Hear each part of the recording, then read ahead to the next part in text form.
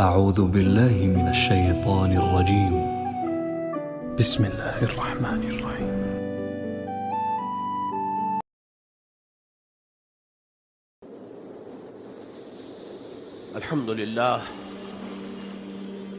الحمد لله وكفى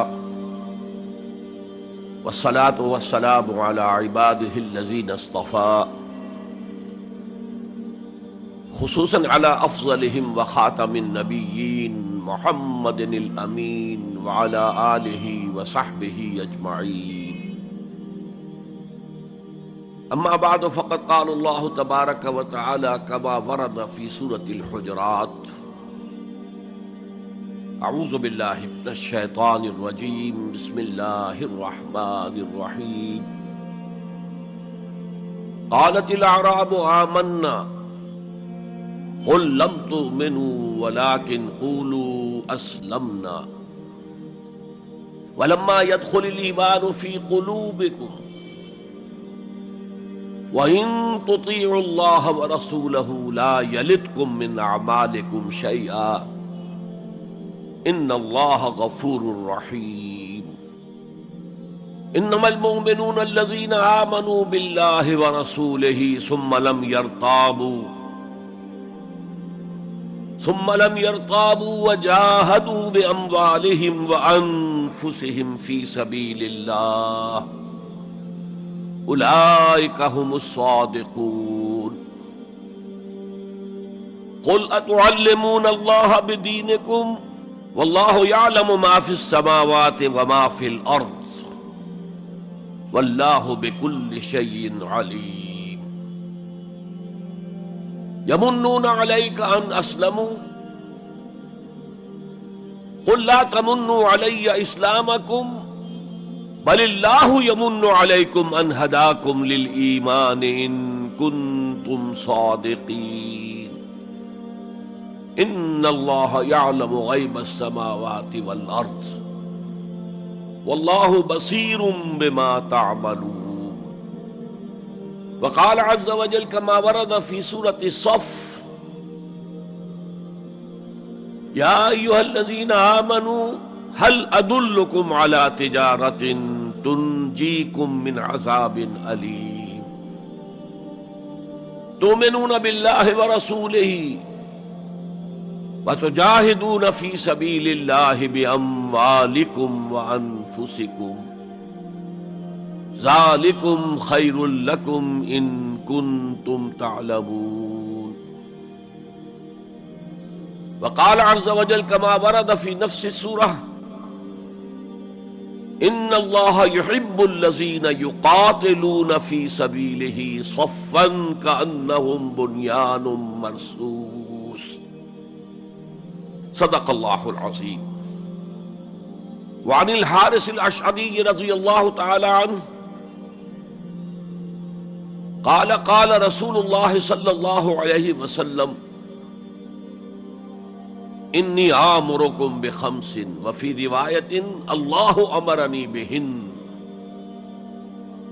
بالجماعت والسمع والطاعت والہجرت والجہاد فی سبیل اللہ. رواہ امام احمد رحمہ اللہ. رب اشرح لی صدری ویسر لی امری واحلل عقدۃ من لسانی یفقہوا قولی. اللہم ربنا الہمنا رشدنا واعذنا من شرور انفسنا.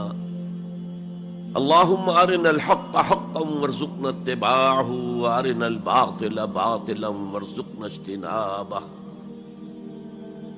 اللہم نور قلوبنا بالایمان واشرح صدورنا للاسلام. اللہم وفقنا ان نجاہد فی سبیلک باموالنا وانفسنا. اللہم ارزقنا شہادۃ فی سبیلک. آمین یا رب العالمین. معزز حاضرین اور محترم خواتین، السلام علیکم ورحمۃ اللہ وبرکاتہ. ہمارا جو آج کا موضوع ہے وہ عنوان ہی سے نظر آ رہا ہے کہ طوالت طلب ہے. ایمان، اسلام اور اللہ کی راہ میں جد و جہد۔ سب سے پہلی بات اس ضمن میں یہ سمجھنی چاہیے کہ قرآن مجید میں ایمان اور اسلام اور مومن اور مسلم تقریباً ہم معنی اور مترادف الفاظ کے طور پر استعمال ہوئے، اگرچہ ایمان کا زیادہ تعلق انسان کے باطن سے ہے، اس کے ذہن سے ہے، قلب سے ہے، اور اسلام کا زیادہ تعلق اس کے عمل سے ہے، تاہم جس شخص کے دل میں ایمان ہے اور عمل میں اسلام ہے، اسے آپ مومن کہیں یا مسلم کہیں، کوئی فرق واقع نہیں ہوتا۔ Call the rose by any name, it will smell as sweet۔ لیکن یہ کہ اگر دو اصطلاحیں ہیں قرآن کی اور ہمارے دین کی، تو لازماً ان میں کوئی فرق ہے، اور یہ جو آج ہم جس کا مطالعہ کر رہے ہیں، یہ مقام قرآن حکیم کا اہم ترین مقام ہے اس خاص مضمون کے اعتبار سے۔ یہ وضاحت میں نے اس لیے کر دی کہ خاص مضمون کے اعتبار سے کہ قرآن کا کوئی ایک لفظ بھی غیر اہم نہیں ہے، لیکن مختلف موضوعات کے اعتبار سے مختلف مقامات کو سب سے بڑھ کر اہمیت کا حامل قرار دیا جا سکتا ہے۔ تو خاص اس موضوع پر، ایمان اور اسلام کے فرق پر، یہ مقام قرآن حکیم کا اہم ترین مقام ہے۔ قالت الاعراب آمنا، یہ بدو لوگ کہہ رہے ہیں ہم ایمان لے آئے۔ قل لم تؤمنوا، اے نبی ان سے کہہ دیجئے تم ایمان ہرگز نہیں لائے ہو۔ شاید بعض حضرات سوچے یہ ہرگز کا لفظ تم نے کہاں سے ایڈ کر دیا؟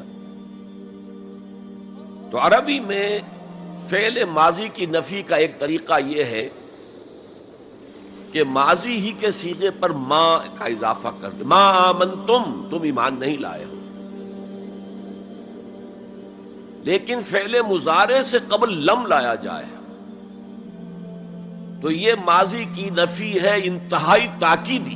لم تؤمنوا، ما آمنتم نہیں کہا، لم تؤمنوا، تم ہرگز ایمان نہیں لائے ہو۔ ولیکن قولوا اسلمنا، ہاں یوں کہو کہ ہم اسلام لے آئے ہیں، یا ہم نے اطاعت قبول کر لی ہے، ہم نے سرنڈر کر دیا ہے، اسلام کی، اسلامی ریاست کی بالادستی قبول کر لی ہے۔ ولیکن قولوا اسلمنا، اور اب دیکھیے نہایت تاکیدی نفی پہلے ہو چکی ہے، لم تؤمنوا، پھر مزید تاکید ولما يدخل الایمان فی قلوبکم، ابھی تک ایمان تمہارے دلوں میں ہرگز داخل نہیں ہوا۔ یہ پھر لما، لم کا اضافہ ہے۔ یہ مقام ہے جہاں ان دونوں چیزوں کو بالکل علیحدہ کر کے ایک دوسرے کے مقابل میں لے آئے۔ ثابت ہوا ایمان کچھ اور ہے، اسلام کچھ اور ہے۔ ذرا نوٹ کر لیجئے کہ قرآن مجید میں یا اسلام کی اصطلاحات میں تین جوڑے ایسے ہیں کہ جن میں عام اور خاص کی نسبت ہے۔ ایمان خاص ہے، اسلام عام ہے، یعنی ہر مومن تو لازماً مسلم ہے، ہر مسلم لازماً مومن نہیں ہے۔ یہی معاملہ نبی اور رسول کا ہے۔ نبی عام ہے، رسول خاص ہے۔ ہر رسول تو لازماً نبی ہے، لیکن ہر نبی لازماً رسول نہیں ہے۔ یہی معاملہ جہاد اور قتال کا ہے۔ قتال تو لازماً جہاد ہے، لیکن جہاد لازماً قتال نہیں ہے۔ ان اصطلاحات کے بارے میں بہت خوبصورت بات کہی ہے مفسرین نے، اذا التقیا خالفا، وَإِذَا خَالَفَ اجْتَمَعَ. جب یہ اصطلاحات سامنے سامنے آتی ہے ایک دوسرے کے آمنے سامنے تو ان کے مفہوم میں اختلاف ہو جاتا ہے. لیکن علیحدہ علیحدہ آ رہی ہو، یہاں پر اکیلی اصطلاح ایمان ہے، یہاں پر اکیلی اصطلاح اسلام ہے، تو ان کے معنی تقریباً ایک ہو جاتے ہیں. اور دوسرے یہ کہ یہ اصطلاحات جو ہیں جوڑے، یہ ایک دوسرے کی جگہ پر استعمال ہو جاتے ہیں. تو ایمان کی جگہ اسلام، اسلام کی جگہ ایمان، یہ استعمال کیے جا سکتے ہیں. اور جیسا کہ میں نے شروع میں کہا، یہ دونوں تقریباً قرآن کے عام اسلوب کے اعتبار سے مترادف رحمانی الفاظ ہیں، لیکن یہاں انہیں بالکل علیحدہ کر دیا گیا ہے. قالت الاعراب آمنا قل لم تؤمنوا ولكن قولوا اسلمنا ولما يدخل الايمان في قلوبكم. اب ذرا پس منظر سمجھیے کہ یہ کون لوگ تھے جن سے یہ کہا جا رہا ہے. دیکھیے، آپ کو معلوم ہے کہ ابتدا میں جب کہ حضور ابھی مکہ میں تشریف فرما تھے تو جس شخص کے دل میں ایمان یقین کے درجے میں آ جاتا تھا، صرف وہی کہتا تھا اشہد ان لا الہ الا اللہ واشہد ان محمد رسول اللہ. گویا کہ ایمان پہلے آتا تھا، اسلام بعد میں آتا تھا، اس لیے کہ انہیں معلوم تھا کہ اسلام کے اعلان کا مطلب کیا ہوگا. گویا کہ اپنے معاشرے کو میں چیلنج کر رہا ہوں، اپنے خاندان سے ہی نہیں، اہل و عیال سے بھی کٹ جانے کے لیے تیار ہوں. جو شخص اس حد تک یقین کا حامل ہو جاتا تھا وہ پھر اسلام کا اعلان کرتا تھا. لیکن رفتہ رفتہ صورت بدلی، خاص طور پر ہجرت کے فوراً بعد. آپ کو معلوم ہے کہ وہاں اللہ تعالیٰ نے ایسے حالات اور اسباب پیدا کر دیے کہ جو دو قبیلے وہاں پر اصل عرب قبیلے آباد تھے، اوس اور خزرج، ان دونوں کے تمام اکابر ایمان لے آئے. اور قبائلی زندگی کا معاملہ آپ کو معلوم ہے کہ اگر سرداروں نے ایمان قبول کر لیا تو پھر دونوں قبیلوں نے ایمان قبول کر لیا. لیکن یہاں کیفیت اب وہ نہیں تھی. یقیناً بہت سے لوگ ان میں وہ تھے جنہوں نے دل کے ساتھ ایمان قبول کیا تھا، اس کے فیس ویلیو پر تسلیم کیا تھا. لیکن بہت سے لوگ وہ بھی تھے کہ جو یہ دیکھ کر کہ اب پورا قبیلہ اسلام لا رہا، چلو ہم بھی شامل ہو جائیں. یہ صورت تبدیل ہونی شروع ہو گئی. یعنی ان کے حد تک اسلام پہلے آ گیا، پھر رفتہ رفتہ حضور کی معیت میں رہے، حضور کی صحبت حاصل رہی اور اس سے استفادہ کیا تو ایمان بھی پیدا ہوتا چلا گیا. اب یہاں اسلام پہلے آیا، ایمان بعد میں آیا. یہی کیفیت ہماری ہے آج. ہم مسلمان تو پیدائشی طور پر ہیں، مسلمان والدین کے گھر میں پیدا ہوئے، الا یہ کہ کوئی اور کسی دوسرے مذہب سے تعلق رکھنے والا ایمان قبول کرتا ہے، اسلام قبول کرتا ہے، تو اسے بھی اپنے خاندان سے کٹنا پڑتا ہے، اسے اسی طرح کے حالات سے، چاہے وہ مار پیٹ اور وہ پرسیکیوشن اور وہ تشدد اور وہ ٹارچر نہ ہو جو ہو رہا تھا مکہ مکرمہ میں. لیکن بہرحال کافی کچھ قیمت انسان کو ادا کرنی پڑتی ہے اپنے اسلام کے قبول کرنے کی. لیکن ہماری 99,999 فی لاکھ جو اکثریت ہے وہ تو انہی پر مشتمل ہے جو آباء و اجداد کی وجہ سے due to accident of birth مسلمان ہیں. تو اسلام تو پیدائشی طور پر مل گیا، پیدا ہوتے ہی داہنے کان میں اذان پڑھی گئی، بائیں میں اقامت کہی گئی. بڑا عجیب سا نکتہ ہے، ایک صاحب نے جب بیان کیا تو میں واقعی چونک گیا. انسان کی پیدائش کے وقت اذان دی گئی اور اقامت کہی گئی، نماز کوئی نہیں. اور اس کے انتقال کے وقت نماز پڑھی گئی بغیر کسی اذان کے، بغیر کسی اقامت کے. گویا کہ اس نماز کی اذان اور اقامت پیدائش کے وقت ہے جو نماز جنازہ کی شکل میں اس کی موت کے وقت پڑھی جا رہی ہے. اور یوں کہا جا سکتا ہے کہ ہماری یہ دنیاوی زندگی بس اتنے ہی وقفے کا نام ہے جتنی کہ اذان اور اقامت اور نماز کے درمیان ہوتی ہے. بہرحال یہ جو صورتحال کی تبدیلی ہوئی، جس کو میں نے کہا کہ ہمارے ہاں یہ دوسری تبدیلی 100% موجود ہے، یہ تبدیلی اپنے کلائمیکس کو پہنچ گئی جب حضور کو اللہ تعالیٰ نے اتنی کامیابی عطا کی کہ مکہ بھی فتح ہو گیا۔ تو اگرچہ عرب میں کوئی فارمل گورنمنٹ نہیں تھی، کوئی حکومت فارمل وہاں قائم نہیں تھی، لیکن قریش کا مقام پورے عرب میں ایسے ہی تھا جیسے کہ کسی ملک کا صدر مقام ہوتا ہے۔ مذہبی مرکز وہی تھا، خانہ کعبہ وہاں تھا، تمام قبیلوں کے بت وہاں رکھے ہوئے تھے، قریش اس کے متولی تھے، لہذا قریش کو امتیازی حیثیت حاصل ہو گئی، اور اس کا سب سے بڑا معاشی فائدہ جو انہیں ہوا تھا وہ یہ تھا کہ جبکہ دوسرے کسی قبیلے کا کوئی تجارتی قافلہ بچ کر نہیں جا سکتا تھا، اس پہ لوٹ مار، وہاں قریش کے قافلے کو کوئی ہاتھ نہیں لگاتا تھا، اس لیے کہ ہمارے تو خدا ان کے ہاسٹیجز ہیں، ہمارے بت جو ہیں رکھے ہوئے ہیں ان کے پاس خانہ کعبہ کے اندر، اگر ہم ان کے قافلے پر کوئی حملہ کریں گے تو وہ ہمارے بتوں کی گردن توڑ کر یا ایسے اٹھا کر باہر پھینک دیں گے۔ تو بہت بڑا سیاسی اور بہت بڑا معاشی فائدہ قریش کو تھا اس خانہ کعبہ کی وجہ سے، اور اس پر ایک پوری سورت ہے قرآن مجید کی، لإلاف قریش ایلافہم رحلۃ الشتاء والصیف فلیعبدوا رب ھذا البیت الذی اطعمہم من جوع وآمنہم من خوف۔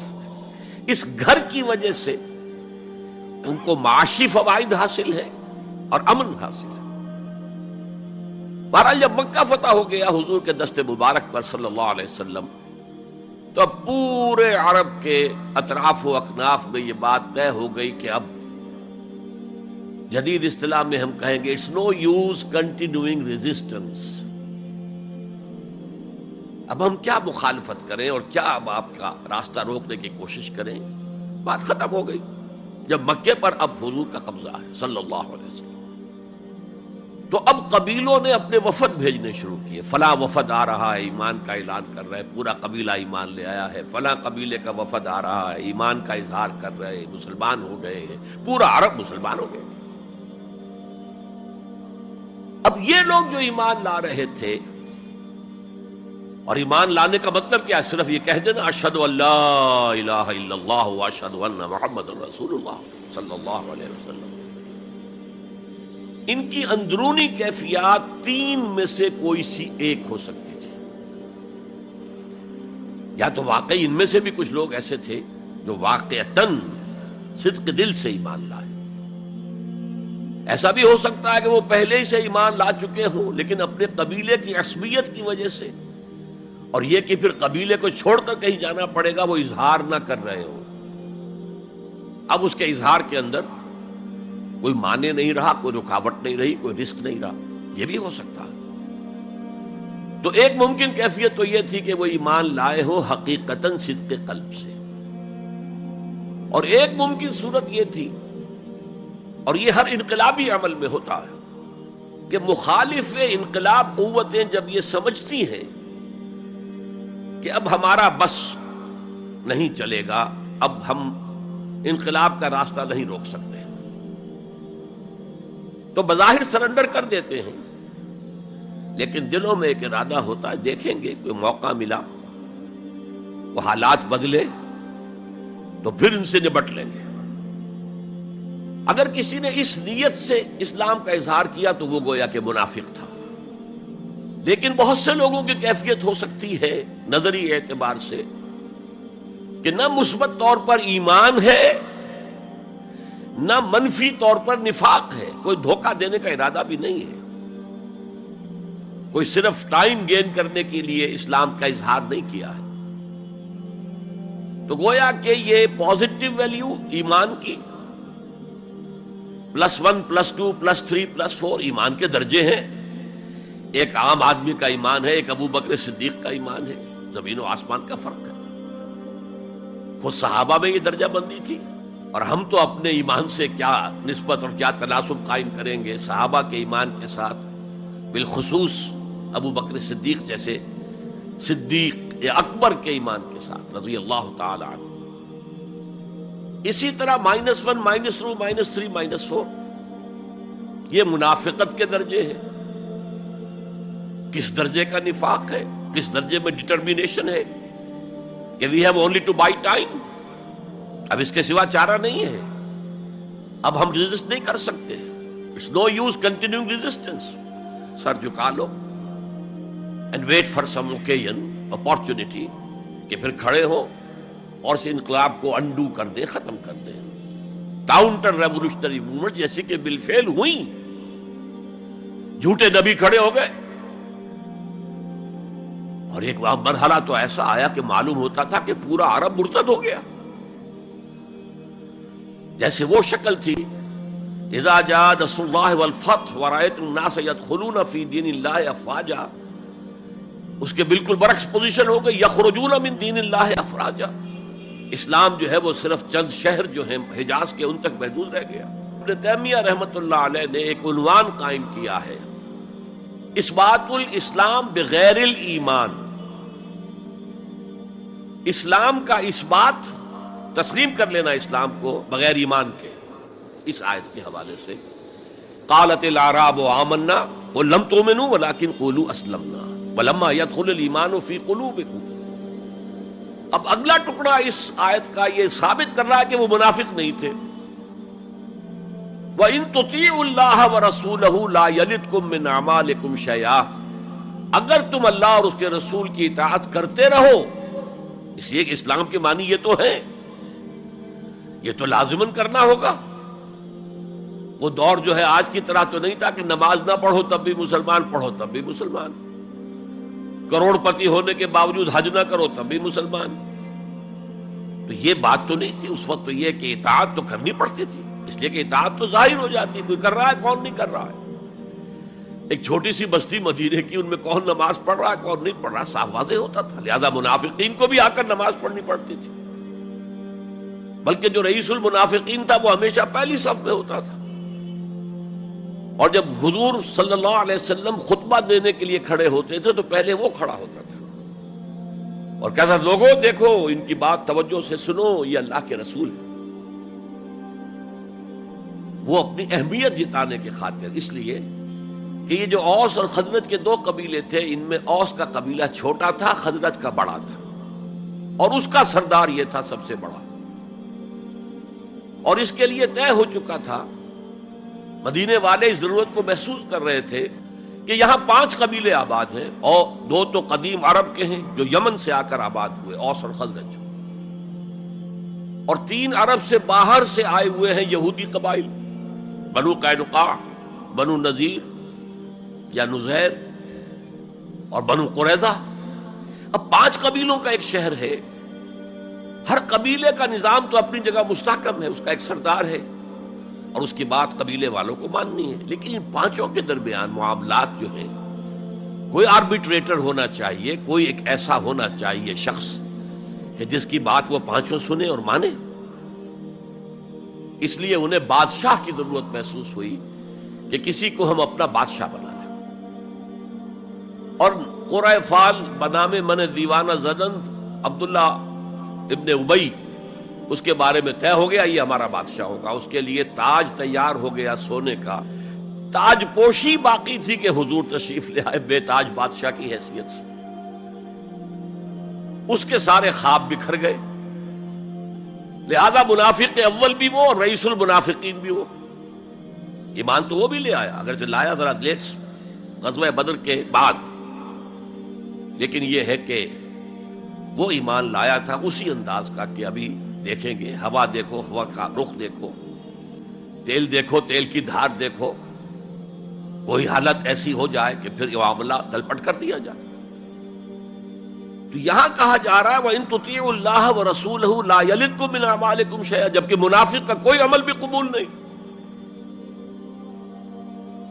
لیکن یہاں فرمایا گیا کہ اگر تم اللہ اور اس کے رسول کی اطاعت کرتے رہو گے تو اللہ تعالیٰ تمہارے اعمال کے اجر و ثواب میں کوئی کمی نہیں کرے گا۔ دیکھیے اصولی اعتبار سے بات یہ ہے کہ ایمان کے بغیر کوئی عمل جو ہے قبول نہ ہو. یہاں ایمان کے بغیر نیکیوں کے اعمال کے قبولیت کا اعلان کیا جا رہا ہے. گویا کہ یہ ایک خاص رعایت ہے، اس لیے آیت ختم ہو رہی ہے ان اللہ غفور الرحیم. اللہ غفور ہے، اللہ رحیم ہے.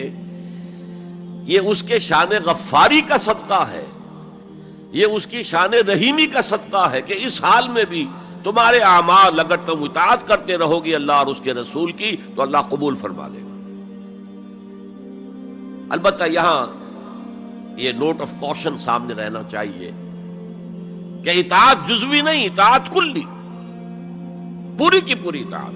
2 حکم بھی دیا گیا ہے، ماننا پڑے گا.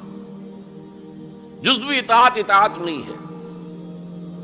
Partial obedience is no obedience. اس لیے کہ اگر آپ نے ایک حکم قبول کر لیا ایک نہیں کیا تو جو نہیں کیا کیوں نہیں کیا کہ وہ آپ کے نفس کو پسند نہیں، جو قبول کیا وہ کیوں کیا کہ نفس نے الاؤ کر دیا آپ کو کہ ٹھیک ہے کر لو کوئی حرج نہیں. دونوں حالتوں میں ویٹو تو نفس کے ہاتھ میں ہے. لہذا partial obedience is no obedience at all. چنانچہ اس پر جو وعید آئی ہے سورہ بقرہ کی آیت نمبر 85 میں افتؤمنون ببعض الکتاب وتکفرون ببعض، تو کیا تم ہماری کتاب اور شریعت کے ایک حصے کو مانتے اور ایک کو نہیں مانتے؟ فما جزاء من يفعل ذلك منکم، تو جو کوئی بھی تم میں سے یہ روش اختیار کرے گا اس کی کوئی سزا نہیں ہے الا خزي فی الحیات الدنیا، سوائے اس کے کہ دنیا کی زندگی میں ذلیل اور خوار کر دیے جائیں. وَيَوْمَ الْقِيَامَةِ يُرَدُّونَ إِلَىٰ أَشَدِّ الْعَذَابِ، اور قیامت کے دن شدید ترین عذاب میں جھونک دیے جائیں. وَاللَّهُ بِغَافِلٍ عَمَّا تَعْمَلُونَ، اور جو کچھ تم کر رہے ہو اللہ اس سے غافل نہیں ہے. تم اپنی ظاہری ٹیپ ٹاپ سے، اپنے داڑھیوں کے طول سے اللہ کو دھوکہ نہیں دے سکتے، اپنے عمروں اور حجوں کی تعداد سے اللہ کو دھوکہ نہیں دے سکتے. He sees you through and through. تمہارے باطن کو دیکھتا ہے، تمہارے دل کو دیکھتا ہے. اسے معلوم ہے کہ تم نے حج تو کیا، حرام کی کمائی سے کیا ہے. بہرحال یہ بڑی شدید وعید والی آیت ہے قرآن مجید میں کہ جس کا نقشہ ہماری نگاہوں کے سامنے آج دنیا میں مسلمانوں کی کیا وقت ہے، کیا حیثیت ہے. 1.25 ارب سے لے کر 1.5 ارب تک کی تعداد ہے جو آنکی جاتی ہے مسلمانوں کی دنیا میں. گویا کہ ہر چوتھا یا ہر 5واں انسان مسلمان ہے. کتنا بڑا رقبہ ان کے قدموں تلے ہے. ہر طرح کے وسائل اللہ نے مہیا کیے ہیں، معدنیات، نباتات، پھر جو آج کی سب سے بڑی دولت تیل، اس کے سب سے بڑے ذخیرے مسلمانوں کے قدموں تلے ہیں. اس سب کے باوجود عزت نام کی کوئی شے نہیں. بین الاقوامی معاملات میں کوئی ہم سے رائے لیتا ہی نہیں. کسٹمی پرسد کے بھیا کیستی تم ہو کون، تمہاری رائے کیا؟ G7 بیٹھیں گے، G9 بیٹھیں گے، G13 ہوں گے، G15 ہوں گے، وہ بیٹھ کر طے کریں گے. کوئی مسلمان ملک نہ G7 میں نہ G15 میں، جسے ہم محاورے میں کہتے ہیں نہ 3 میں نہ 13 میں. یہ ہے ہماری عزت آج دنیا میں. اکثر مسلمان ملکوں کی حکومتیں امریکہ کی جیب میں ہیں. یہ ہے ہماری حیثیت. تو ذلت جو ہے وہ تو آج ہم پر ہے مسلط. فما جزاء من يفعل ذلك منكم الا خزي في الحیات الدنیا ويوم القیامت. اب یہ قیامت کے دن کی بات جو اللہ فرما رہے ہیں، دعا ہی کی جا سکتی ہے کہ اللہ تعالیٰ اس سے بچا لے، کرم فرمائے، اپنی شان غفاری اور شان رحیمی سے ہمیں اس روز کی ذلت سے اور شدید ترین عذاب میں جھونک دیے جانے کی جو یہاں پر خبر سنائی جا رہی ہے، وعید سنائی جا رہی ہے، اللہ تعالیٰ اس سے بچا لے. تو اس آیت کو اب آپ سامنے رکھیے. البتہ ایک بات میں اور آپ سے عرض کر دوں کہ جو کیفیت اس آیت میں سامنے آئی ہے یہ مستقل نہیں رہ سکتی. اگر کوئی شخص واقعتاً چاہے آغاز میں اس کا دل پازیٹیولی ایمان سے خالی تھا،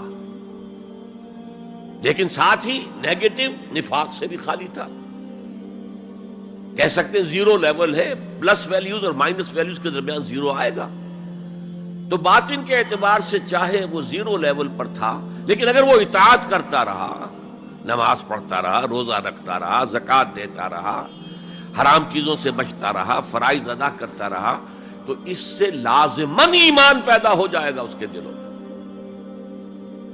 اس لیے کہ یہ دو طرفہ پروسیس ہے، بائی لیٹرل۔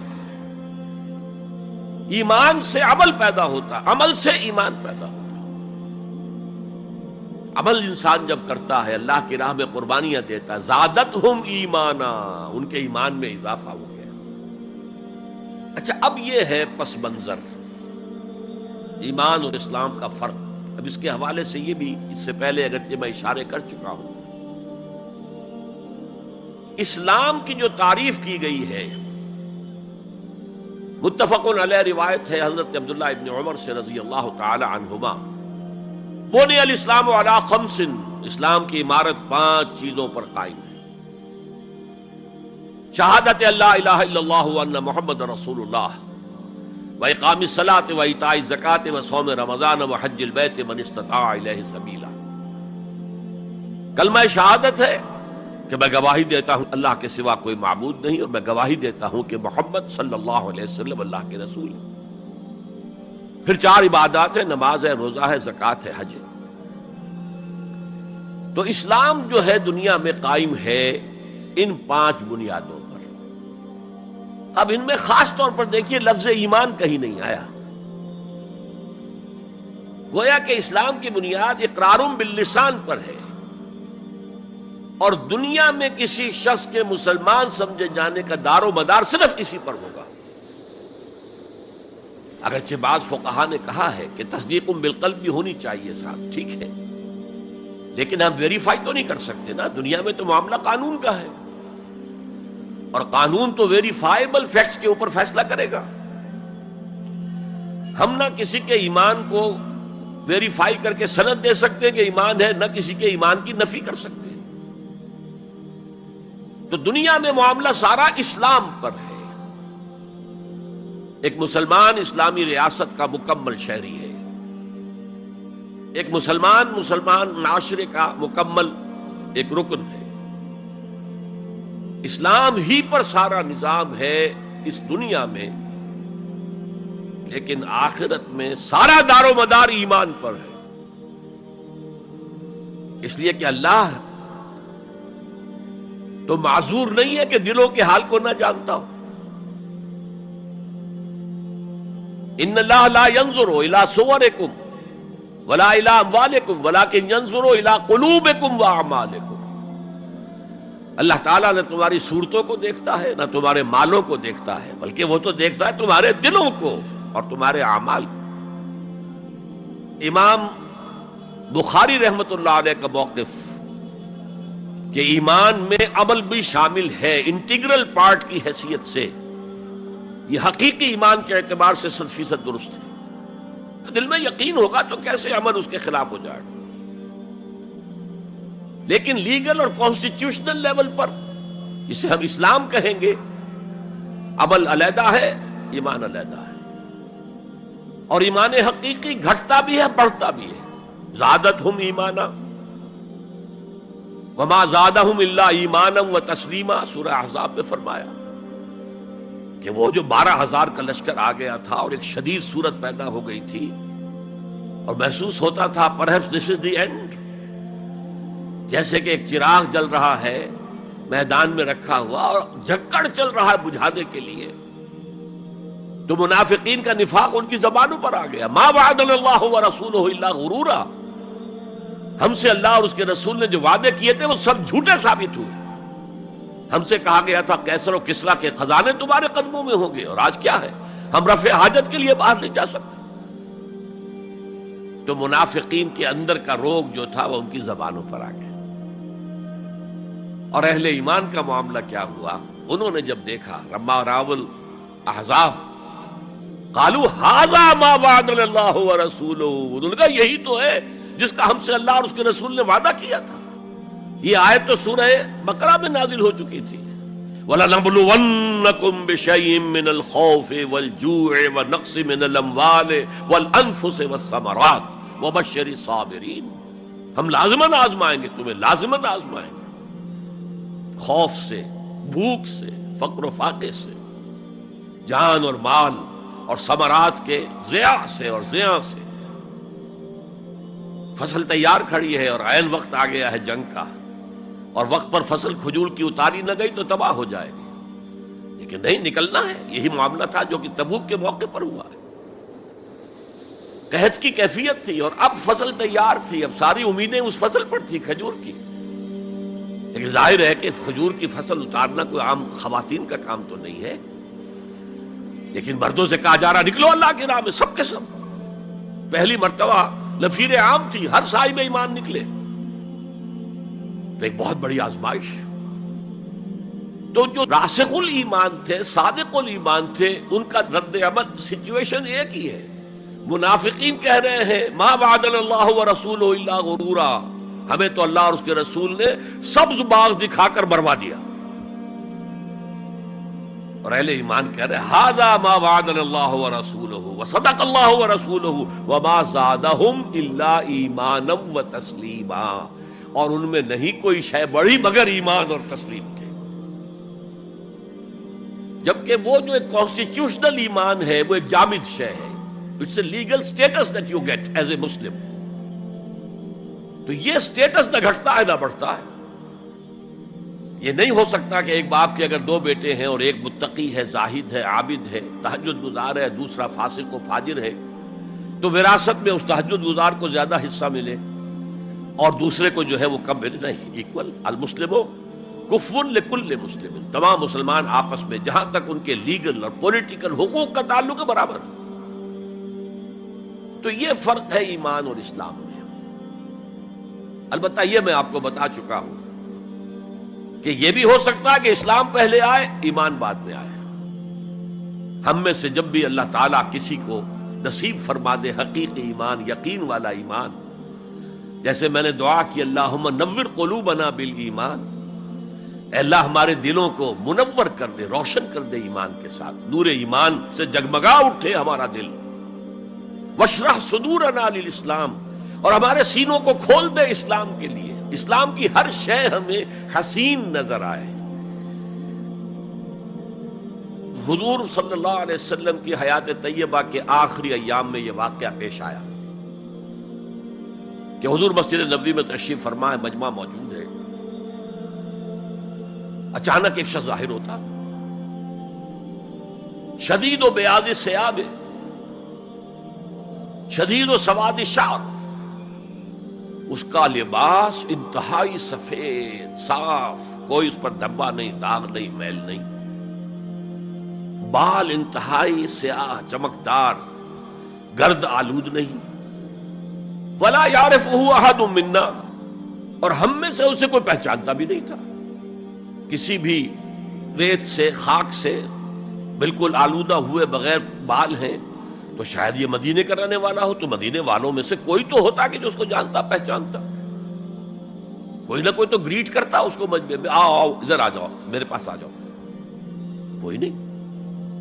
اور اگر براہ راست باہر سفر سے آ رہا ہے تو کچھ گرد آلود بال ہوتے، کچھ کپڑے میلے کچیلے ہوتے، تو لوگ حیران تھے، اور مزید یہ کہ اس نے سیدھا تیر کی طرح مجمع کو چیرتا ہوا حضور کے عین سامنے جا کر بیٹھ گیا۔ اب لوگ حیران ہیں، یہ ہے کون؟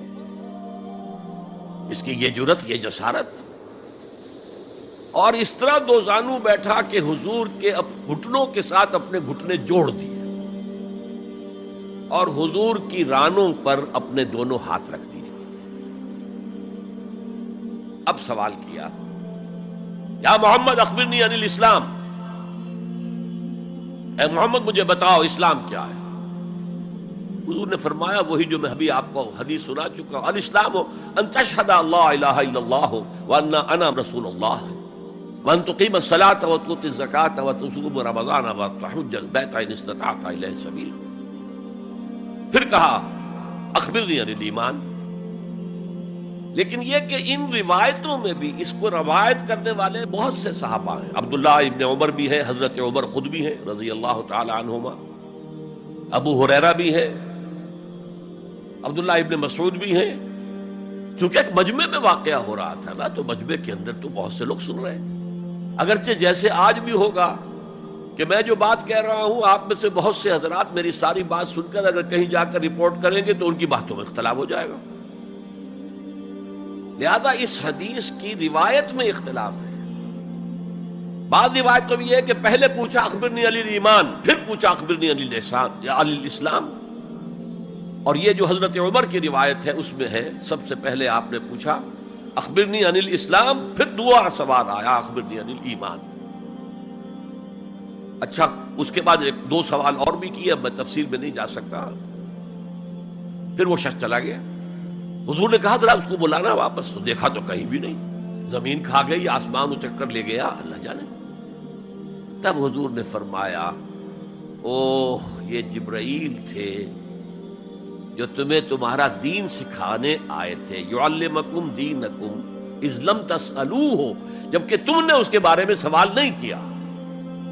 اور یہ پہلی بار ہے کہ میں جبرائیل کو پہچان نہیں سکا. انسانی شکل میں وہ آئے اور میں پہچان نہیں پایا، ورنہ اکثر حضرت دہیہ کلبی کی شکل میں آتے تھے انسانی صورت میں. جب بھی حضرت جبرائیل آتے تھے، حضرت دہیہ کلبی جو ہے وہ بہت ہی حسین جوان رانا، ان کی شکل میں آتے تھے. بہرحال یہ اتنا اہم مسئلہ ہے کہ اس کو کلیئر کرنے کے لیے کہ دودھ کا دودھ پانی کا پانی علیحدہ ہو جائے. ایمان کیا ہے، اسلام کیا ہے. دنیا کا نظام اسلام پر ہے، ایمان پر نہیں ہے. آخرت کا معاملہ ایمان پر ہے، اسلام پر نہیں ہے. کوئی شخص مسلمانوں کا بہت بڑا قائد ہو، بہت بڑا لیڈر ہو، لیکن ہو سکتا ہے آخرت میں زیرو ہو. میں حدیث سنا چکا ہوں آپ کو. ایک شخص دنیا میں شہید سمجھا جا رہا تھا، ایک شخص دنیا میں بہت بڑا عالم سمجھا جا رہا تھا، ایک شخص دنیا میں بہت بڑا سخی سمجھا جا رہا تھا، اور اللہ نے سب کے دعوے جو ہیں ان کی نفی کر دی. تم نے جنگ کی تھی اس لیے لیقال جریء کہا جائے، بہت ہی جری آدمی ہے صاحب، بہت بہادر آدمی، کیا کہنے اس کے.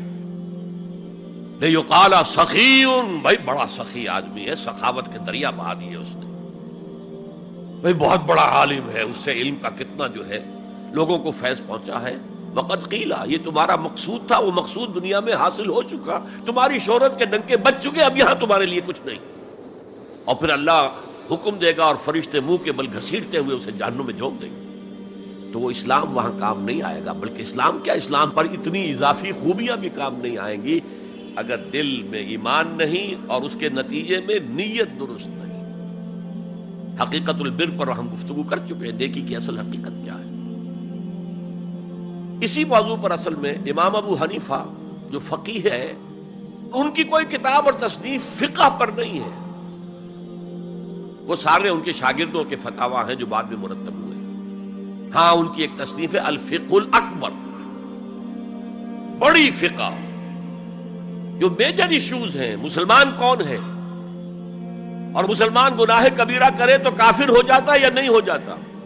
بعض احادیث سے ثابت ہوتا کہ وہ تو کافر ہو گیا، ایمان سے محروم ہو گیا. میں وہ حدیث سنا چکا ہوں آپ کو، واللہ لا یؤمن واللہ لا یؤمن واللہ لا یؤمن. خدا کی قسم وہ شخص مومن نہیں، خدا کی قسم وہ شخص مومن نہیں، خدا کی قسم وہ شخص مومن نہیں.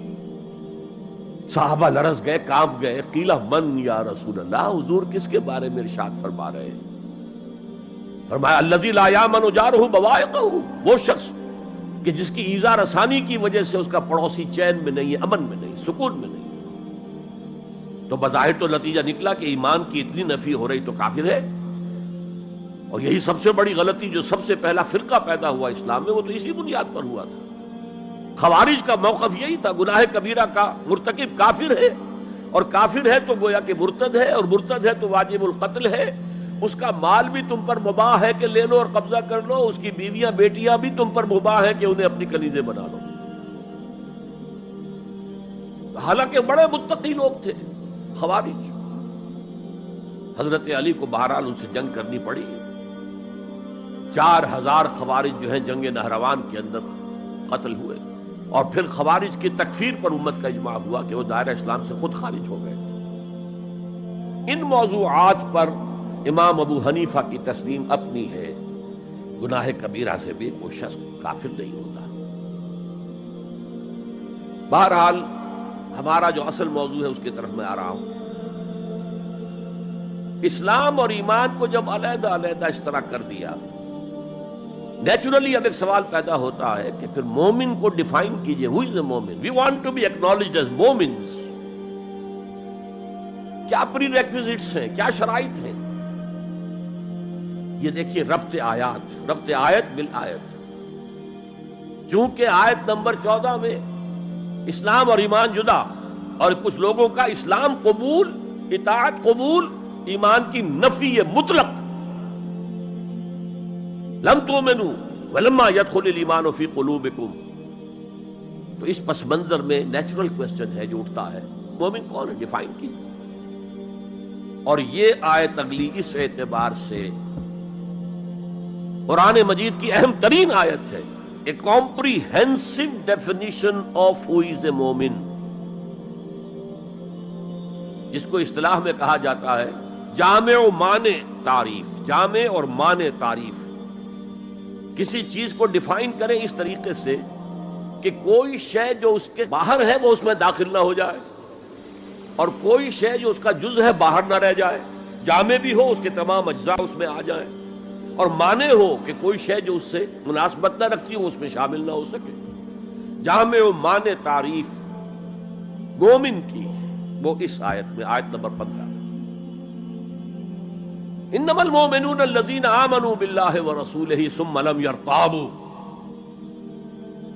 اب یہاں بھی وہ اسلوب حصر ہے، انما، اور حصر کا مفہوم میں کئی دفعہ سمجھا چکا ہوں کہ آپ کہیں کہ زید عالم ہے، اس سے دوسروں کے علم کی نفی نہیں ہوئی، اور بھی ہو سکتے ہیں۔ زید ہی عالم ہے تو دوسروں کی نفی ہو گئی کہ اس مجمع میں صرف ایک عالم ہے اور وہ زید ہے، باقی کوئی عالم نہیں۔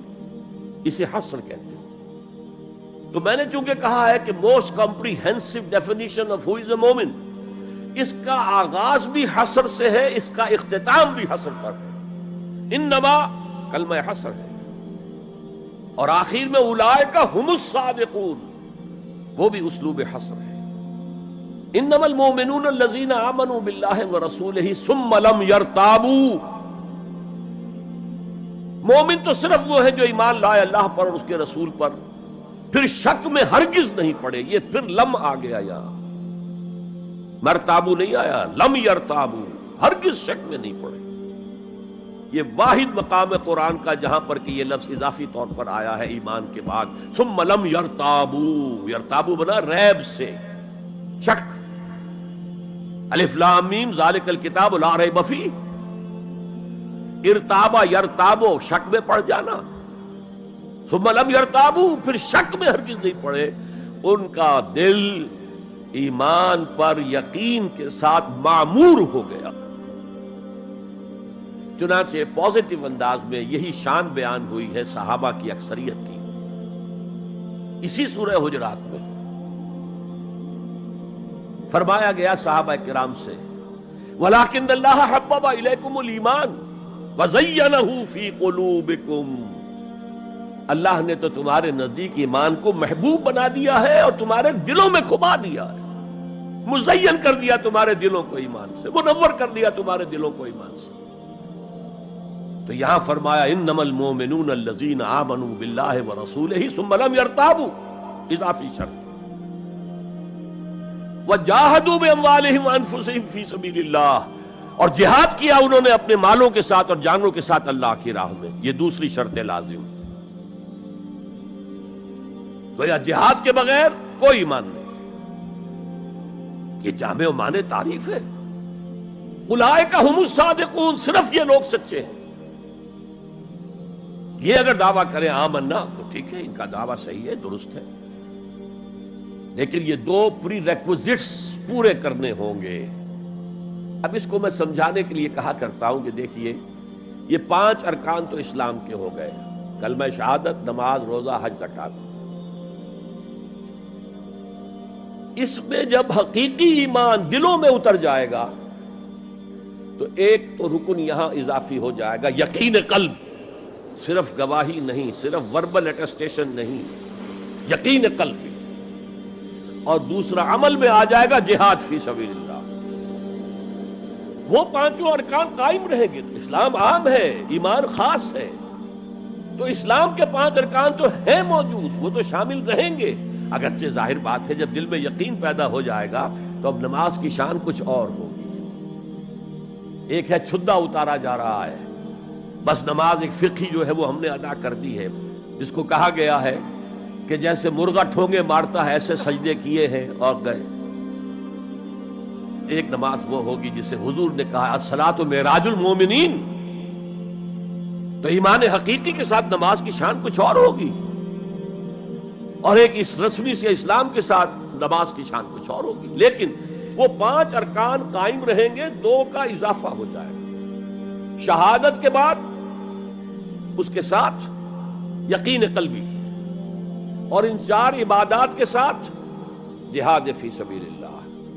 یہ جو رے آف لائٹ کا جو اسپیکٹرم بنتا ہے اسے پرزم میں سے جب گزارے تو 7 روشنیاں نظر آتی ہیں۔ وہ تو نظر آتی ہیں، 2 اور بھی ہیں جو نظر نہیں آتی، الٹرا وائلٹ، انفرا ریڈ۔ یہ الٹرا وائلٹ ہے اور یہ انفرا ریڈ ہے، جہاد والی، جس میں جانیں دینی پڑتی ہے، خون کا معاملہ بھی آتا ہے۔ یہ گویا کہ حقیقی ایمان کے 7 ارکان ہو جائیں گے، 5 جمع 2،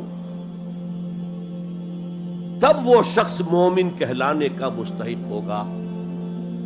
قُلْ أَتُعَلِّمُونَ اللَّهَ بِدِينِكُمْ، اے نبی ان سے کہیے تم اللہ کو بتانا چاہتے ہو، جتلانا چاہتے ہو اپنا دین۔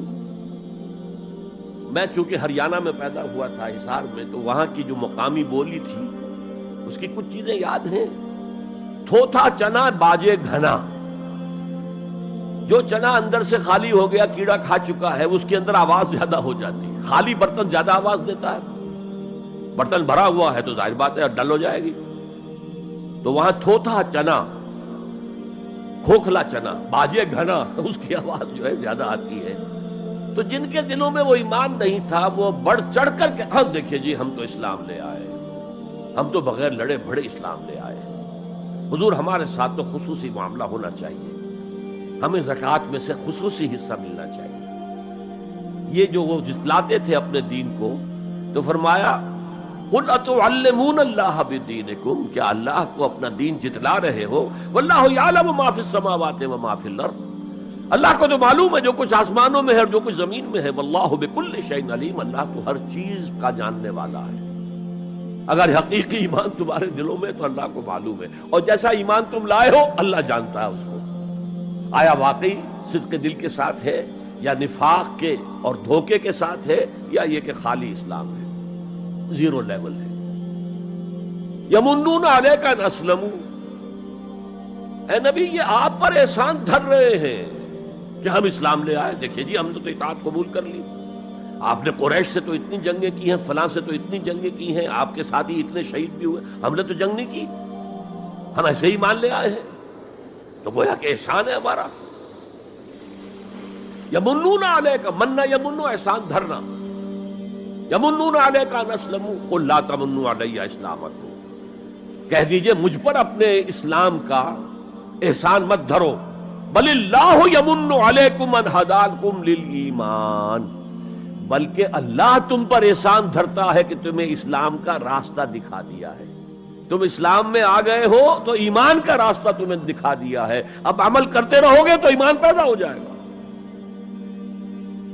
یہ میں نے عرض کیا تھا کہ یہ کیفیت اثبات الاسلام بغیر الایمان یہ مستقل نہیں ہے، یہ عارضی ہے۔ جب عمل کریں گے تو ایمان پیدا ہو جائے گا۔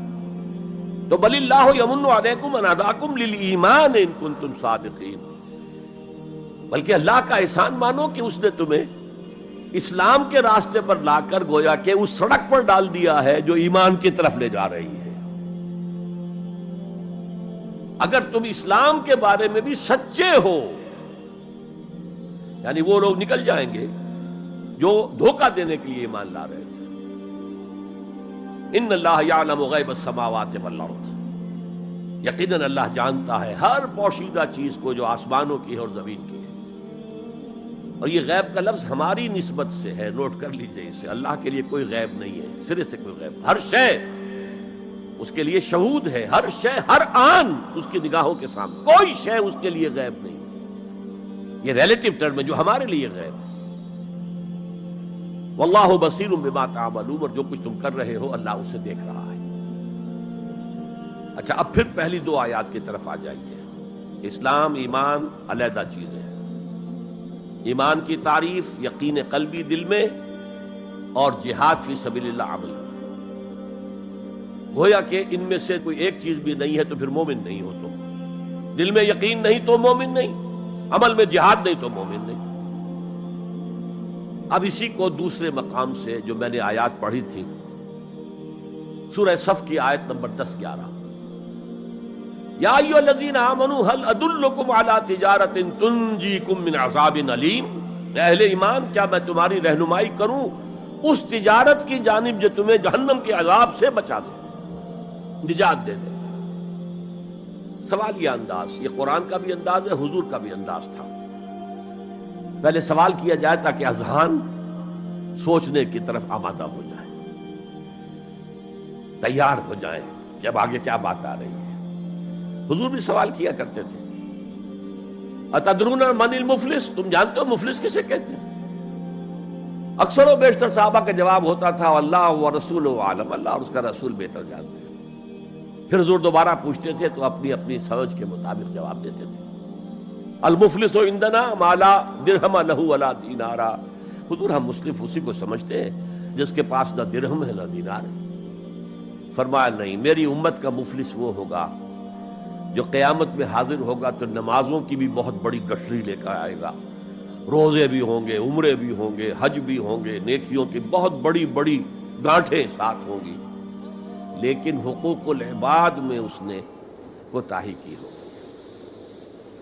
قد اکل مال ھذا، اس شخص کا مال ہڑپ کر لیا ہوگا غلط طریقے سے، بہنوں کا حصہ وراثت میں کھا لیا ہوگا، کسی پر تہمت لگائی ہوگی، کسی کی غیبت کی ہوگی، اور وہ سارے دعوے دار جمع ہو جائے، اللہ اس شخص نے میرے ساتھ یہ کیا، اللہ اس شخص نے میرے ساتھ یہ کیا، تو اس کی نیکیاں سب دے دی جائیں گی. اچھا بھائی، وہاں کوئی اور کرنسی تو ہے نہیں کہ اتنے ہزار جرمانہ یا اتنا لاکھ جرمانہ.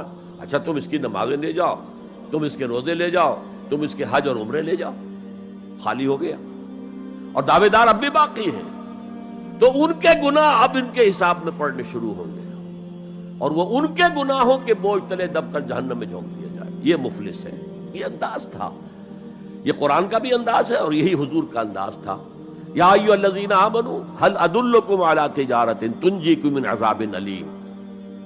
اے ایمان والو، اے ایمان کے دعوے دارو، یا اے وہ لوگوں جو ایمان قانونی حاصل کر چکے ہو، یا اے وہ مسلمانوں جن کی رسائی ابھی تک حقیقی ایمان تک نہیں ہوئی. یا ایھا الذین آمنوا هل ادلکم علی تجارۃ تنجیکم من عذاب علیم. کیا میں بتاؤں تمہیں وہ تجارت، وہ کاروبار جس کا نفع کیا ہوگا کہ جہنم سے چھٹکارا پا جاؤ. اب یہاں 1 منٹ رک کر توقف کر کے نظم کلام کے اعتبار سے ایک نتیجہ سامنے لے آئیے. اگر وہ تجارت نہیں کرو گے تو جہنم سے نجات کی امید یہ تمہاری وشفل تھنکنگ ہے، تمہاری آرزویں ہیں، تلک امانیہم، یہ ان کی خواہشات ہیں جنہوں نے عقیدوں کی شکل اختیار کر لی ہے. یہ اللہ کا کلام ہے، یہ اس میں کوئی شے جو ہے محض شاعرانہ لفاظی کے لیے یا شاعرانہ مبالغے کے لیے تو نہیں ہے نا. گنجینہ معنی کا طلسم اس کو سمجھیو جو لفظ کے غالب میرے اشعار میں آوے. تو قرآن میں جو لفظ آ رہا ہے وہ ہر لفظ اپنی جگہ پر معنی کا خزانہ ہے. هل ادلکم علی تجارۃ تنجیکم من عذاب علیم. اب جواب سنیے، تؤمنون باللہ ورسولہ، ایمان لاؤ اللہ پر اور اس کے رسول پر جیسا کہ ایمان لانے کا حق ہے. بات وہی ہو گئی نا، وہ پہلا تمہارا قانونی ایمان تھا، اصل ایمان کچھ اور ہے. اسی کو سورہ نساء میں فرمایا یا ایھا الذین آمنوا آمنوا باللہ ورسولہ والکتاب الذی نزل علی رسولہ والکتاب الذی انزل من قبل. اے ایمان کے دعوے دارو، ایمان لاؤ جیسا کہ ایمان لانے کا حق ہے، اللہ پر بھی اور اس کے رسول پر بھی اور اس کتاب پر بھی جو اپنے رسول پر اس نے نازل فرمائی، اور اس کتاب پر بھی جو پہلے نازل کی تھی. تؤمنون باللہ ورسولہ وتجاہدون فی سبیل اللہ باموالکم وانفسکم. بالکل وہی آیت نمبر 15 بن گئی کہ نہیں سورہ حجرات کی. ایمان لاؤ اللہ پر، اس کے رسول پر، یا ایمان رکھو اللہ پر اس کے رسول پر جیسے کہ ایمان کا حق ہے، اور جہاد کرو اللہ کی راہ میں اپنی جانوں اور مالوں کے ساتھ. تؤمنون باللہ ورسولہ وتجاہدون فی سبیل اللہ باموالکم وانفسکم ذالکم خیر لکم ان کنتم تعلمون. یہی تمہارے حق میں بہتر ہے اگر تم سمجھو. اگرچہ بظاہر تو گھاٹے کا سودا ہے دنیاوی اعتبار سے، اللہ کی راہ میں جہاد کرنا جان کا اندیشہ، قتال کے لیے نکلنا جان کا، جو اگر بچ کے آ گئے تو ایک نئی زندگی سمجھیے، ورنہ انسان میدان جنگ میں جاتا ہے تو جان ہتھیلی پر رکھ کر جاتا ہے. مال مانگا جا رہا ہے اللہ کی راہ میں، مال دے کر دنیا میں تو بہرحال دولت کی کمی کا احساس ہوتا ہے نا. اگرچہ تمہیں گھاٹے کا سودا نظر آتا ہے، حقیقت میں یہی نفع کا سودا ہے اگر تمہارے پاس علم حقیقی ہے. اب ان دو مقامات سے جو نتیجہ میں نے نکالا، there can be no ایمان without jihad فی سبیل اللہ. There can be no salvation on the day of judgment without jihad فی سبیل اللہ. کس قدر اہم ہے جہاد فی سبیل اللہ کو اب سمجھنا، اس کے تقاضوں کو جاننا، اس کی شرائط کا فہم حاصل کرنا. اس ضمن میں جو دنیا میں آج غلط فہمیاں پھیلی ہوئی ہیں اور زبردستی پھیلائی بھی جا رہی ہیں جان بوجھ کر، اس کا اصل سبب ہم خود ہیں. ہماری بہت بڑی غلطی ہوئی، بہت بڑی غلطی ہوئی، بہت بڑی غلطی ہوئی کہ ہم نے جہاد اور قتال کو ہم مانی قرار دے دیا. یہ بھی جوڑا وہی ہے، عام اور خاص، لیکن جہاد اور قتال یہ ہم مانی نہیں ہے، سینونیمس نہیں ہے. اسی لیے میں نے سورہ صفی کی آیت نمبر 4 بھی آپ کو سنائی. اب یہ اس اعتبار سے جہاد اور قتال فی سبیل اللہ پر قرآن مجید کی جامع ترین صورت ہے. کل 14 آیتیں، اس میں جہاد فی سبیل اللہ کا ذکر بھی ہے یہ آیت نمبر 11 کے اندر، اور آیت نمبر 4 میں قتال فی سبیل اللہ کا حکم بھی ہے. ان اللہ یحب الذین یقاتلون فی صفا کانہم بنیان مرصوص. اللہ کو محبوب تو وہ بندے ہیں اس کے جو اس کی راہ میں جنگ کرتے ہیں صفیں باندھ کر، گویا کہ سیسا پلائی ہوئی دیوار ہے. قتال فی سبیل اللہ، جہاد فی سبیل اللہ، دو اصطلاحات ہیں، ان کا مفہوم بالکل ایک تو نہیں ہو سکتا. ہمارے ہاں ان دونوں کو مترادف قرار دے دیا. اس کے نتائج کیا نکلے؟ قتال ہر وقت تو ہوتا ہی نہیں، لہذا جہاد ثانوی شے ہو گیا، اس کی اہمیت ہی نہیں رہی. وہ جو بیک برنر کی جگہ ہوتی ہے وہاں رکھ دیا گیا. بعض لوگوں نے ایک اور غلطی کی اس کے برعکس، جہاد کی اہمیت کے پیش نظر انہوں نے اسے ارکان اسلام میں داخل کر دیا. یہ بہت بڑی جسارت ہے، اس لیے کہ متفقون علیہ حدیث حضرت عبداللہ ابن عمر سے میں سنا چکا ہوں 5 ارکان اسلام کے، اور حدیث جبرائیل میں اسلام کی ڈیفینیشن وہی 5 چیزیں. چھٹی چیز داخل کرنے کا کسی کو حق نہیں. ارکان اسلام میں جہاد فی سبیل اللہ شامل ہے، ارکان ایمان میں شامل ہے. There can be no ایمان without جہاد فی سبیل اللہ, and there can be no salvation. نجات کا کوئی امکان نہیں ہے اگر جہاد فی سبیل اللہ. ہم نے مترادف بنا کر ایک طرف تو سیکنڈری حیثیت دے دی اس کو, اور اس سے ستم بالائے ستم مسلمان جنگ کرے وہ جہاد فی سبیل اللہ ہے. مسلمان بادشاہ ہے, زانی ہے, شرابی ہے, بدماش ہے, عیاش ہے, اور وہ صرف کسی اپنے پڑوسی غیر مسلم ملک پر حملہ کر رہا ہے تاکہ اس کی ریونیوز بڑھ جائیں, اس کی آمدنی بڑھ جائے, اس کی عیاشیوں کا میں اضافہ ہو جائے, وہ اور زیادہ بڑے محل بنائے, تو اس کی جنگ جہاد فی سبیل اللہ ہوگی. ہم نے بدنام کیا جہاد فی سبیل اللہ. اب غیر مسلم تو یہ سب کچھ دیکھتے ہیں, جہاد کسے کہتے ہیں, اسی کے اعتبار سے پھر مفہوم ان کے سامنے آتا. یہ مغالطہ ہم نے ڈالا, اس کے نتائج آج ہم بھگت رہے ہیں. اب سمجھیے مثبت طور پر جہاد فی سبیل اللہ ہے کیا، اس کے مراحل کیا ہیں۔ ایک 9 سٹوریڈ بلڈنگ کا آپ تصور کریں گے جس کی نویں منزل پر جا کر قتال آئے گا، اس سے پہلے نہیں، لیکن اس سے بھی پہلے لفظی معنی کیا ہے جہاد کے؟ جہاد کا لفظ بنا جوہد سے، جوہد کے معنی کوشش، جد و جہد اردو میں عام بولتے ہیں، اور آج کے عنوان میں بھی جد و جہد ہی کا لفظ استعمال ہوا ہے۔ لیکن جیسا کہ میں نے کہا تھا، مختلف ابواب میں آنے سے معنی بدلتے ہیں۔ جہاد یا مجاہدہ، جوہد یک طرفہ ہے، کوشش، کسی کام کے لیے آپ کوشش کر رہے ہیں، to exert yourself for something, for some objective. لیکن جہاد یا مجاہدہ بنے گا جبکہ دو افراد ایک دوسرے کے مقابلے میں آ کر کوشش کر رہے ہیں، رسا کشی ہو رہی ہے۔ لہذا کوشش اور کشاکش، اس میں جو فرق ہے، رسا کشی، ایک ٹیم ادھر ہے ایک ادھر ہے، وہ رسے کو ادھر کھینچ رہی ہے وہ ادھر کھینچ رہی ہے، تو یہ دو طرفہ عمل ہے،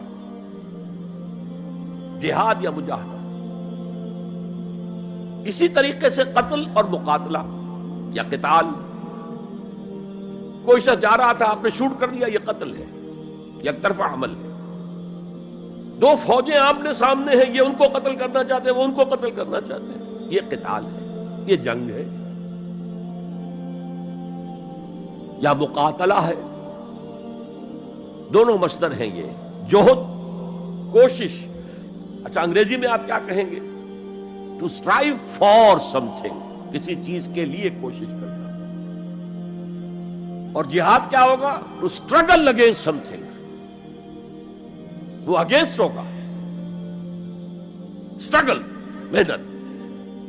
اس فرق کو ذہن میں رکھیے، جوہد کوشش، ٹو اسٹرائیو کوشش کرنا، جہاد کشاکش، کھینچ تان، جہاں جوہد کے مقابلے میں آ جائے، وہ اس کو ناکام کرنے کی کوشش کرے، یہ اس کو ناکام کرنے کی کوشش کرے۔ ایک ویکنسی ڈکلیئر ہوئی ہے، اب آپ پورا زور لگا رہے ہیں، جو سفارش ہو سکے، جو کچھ ہو سکے کسی طریقے سے مجھے ملے، ایک اور شخص بھی زور لگا رہا ہے، یہ آپ کا جہاد ہو رہا ہے۔ اور قتل یک طرفہ عمل ہے، قتال جنگ ہے، دو طرفہ۔ اب دیکھیے یہ جو جہاد ہے یہ اس کائنات کی سب سے بڑی حقیقت ہے۔ Every living organism on this planet is continuously in jihad۔ آپ خود کہتے ہیں struggle for existence، مقابلہ نہیں ہوتا اس میں۔ کاروبار میں مقابلہ ہو رہا ہے، ملازمتوں میں مقابلہ ہو رہا ہے، مقابلوں کے امتحان ہو رہے ہیں، حیوانات جرثومے چھوٹے چھوٹے سے، struggle for existence۔ اسے جہاد زندگانی کہیں گے آپ، جہاد زندگی۔ Every living creature, every living organism is engaged in continuous jihad, struggle for existence۔ اس کو جہاد زندگانی کا لفظ دیا اقبال نے، یقین محکم عمل پہم محبت فاتح عالم، جہاد زندگانی میں ہے یہ مردوں کی شمشیر۔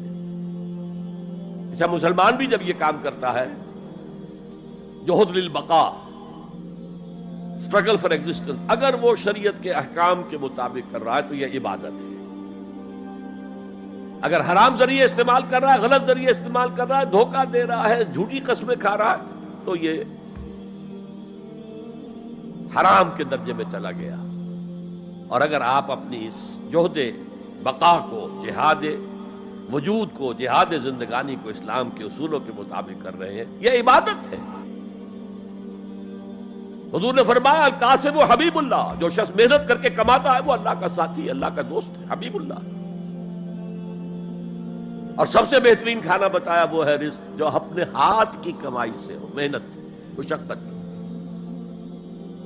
بہرحال یہ جہاد کا ایک آغاز ہے، میں نے کہا تھا یہ یونیورسل فینومینن ہے، یونیورسل، اس کائنات کی سب سے بڑی حقیقت یہی ہے۔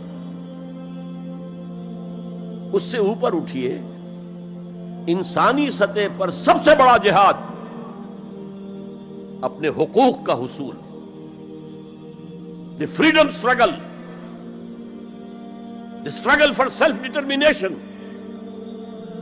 کوئی قوم آ کر آپ پر حاکم ہو گئی، اس سے نجات حاصل کرنا، یہ جہاد فی سبیل الحریت. فی سبیل کسے کہتے ہیں؟ For the cause of, in the cause of. جہاد فی سبیل الحریت جائز ہے، سب کریں گے، سب کی آزادی حق ہے، کسی کو غلام بنا کر رکھنے کا کسی کو اختیار نہیں ہے. تو struggle for freedom it's a universal phenomenon. اور مسلمان بھی اگر کرے گا اور اللہ کی حدود کے اندر رہ کر کرے گا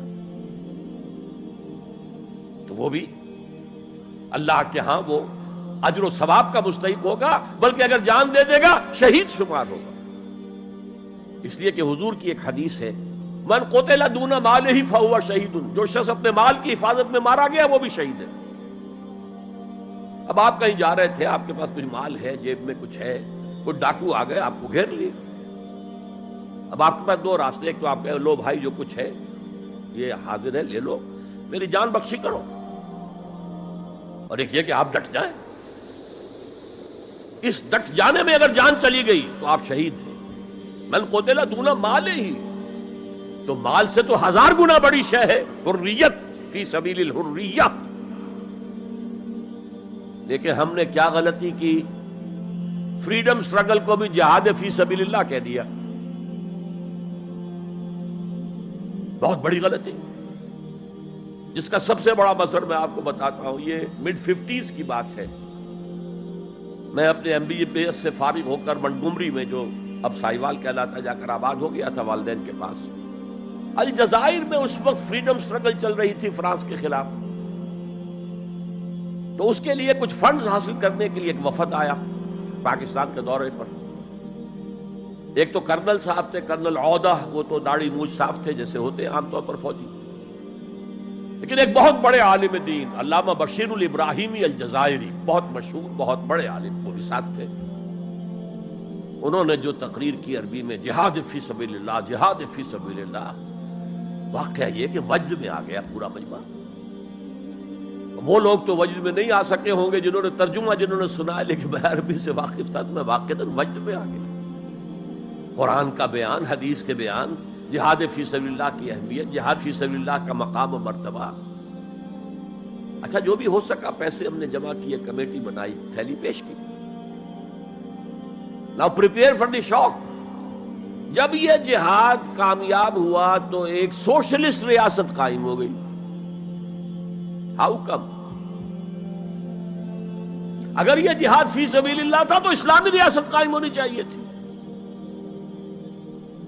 اگر درخت آم کا تھا تو اس میں نمولی کیسے لگ گئی؟ معلوم ہوا کہ ہم نے غلطی کی تھی. ہم نے اسے جہاد حریت کی بجائے جہاد فی سبیل اللہ کہہ دیا. بھئی جہاد حریت جائز ہے اور اس کے لیے جان دینا بھی شہادت ہے، لیکن آپ نے اس کو جہاد فی سبیل اللہ کیسے کہہ دیا؟ چنانچہ یہ نوٹ کر لیجئے کہ میں نے جب افغانستان میں روسی فوجیں داخل ہو گئیں تو جو وہاں پر ایک سٹرگل شروع ہوئی ہے، ریزسٹنس شروع ہوئی ہے، میں نے اسے کبھی جہاد فی سبیل اللہ نہیں مانا. جہاد فی سبیل اللہ کا نعرہ لگوا کر امریکہ نے فائدہ اٹھایا، مرے افغان، اور کام بن گیا اس کا آرک رائیول جو ہے وہ ختم ہو گیا. اور نتیجہ پوری دنیا بھگت رہی ہے کہ بائی پولر کی بجائے یونی پولر دنیا ہو گئی.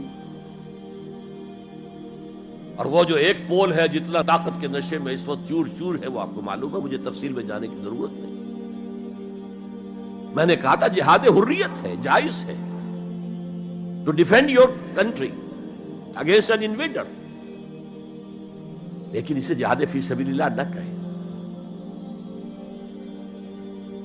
اچھا اس سے آگے آئیے، اب ہیومن لیول پر اس سے اوپر کا ایک کی سطح ہے، نظریے اور نظام کے لیے جہاد. ایک نظریہ تھا مارکسزم، اس کی بنا پر نظام جو بنا وہ کمیونزم.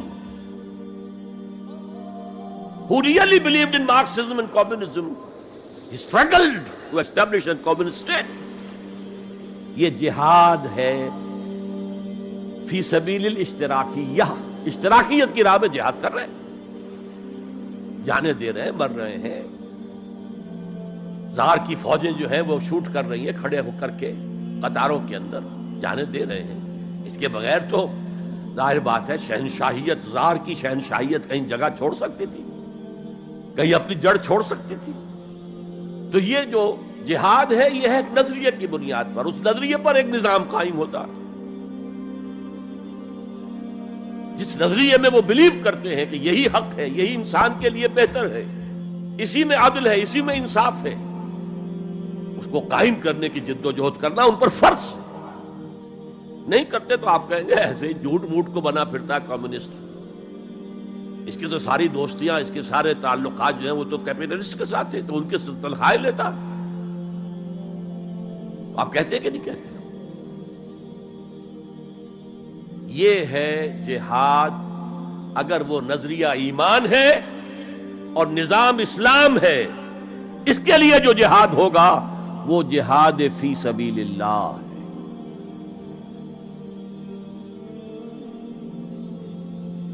کسی اور مقصد کے لیے یہ جہاد کو آپ جہاد فی سبیل اللہ نہیں کہہ سکتے۔ آپ ڈیموکریسی کے قیام کے لیے کسی بادشاہت کو ختم کر کے ڈیموکریسی کا نظام قائم کرنا چاہتے ہیں، جہاد ہے، جہاد فی سبیل الدیمقراطیہ، جہاد for the cause of democracy, جہاد فار دی کاز آف اشتراکیت۔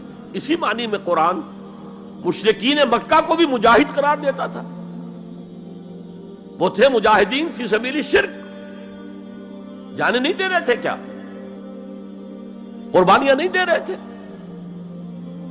وہ اپنے عقیدے کے لیے، اپنے نظریے کے لیے، اپنے نظام کے لیے جانے دے رہے تھے۔ تو یہ ہے جہاد نظریے اور نظام کے لیے۔ پھر میں تیسری مرتبہ دوہرا رہا ہوں، اگر وہ نظریہ ایمان ہے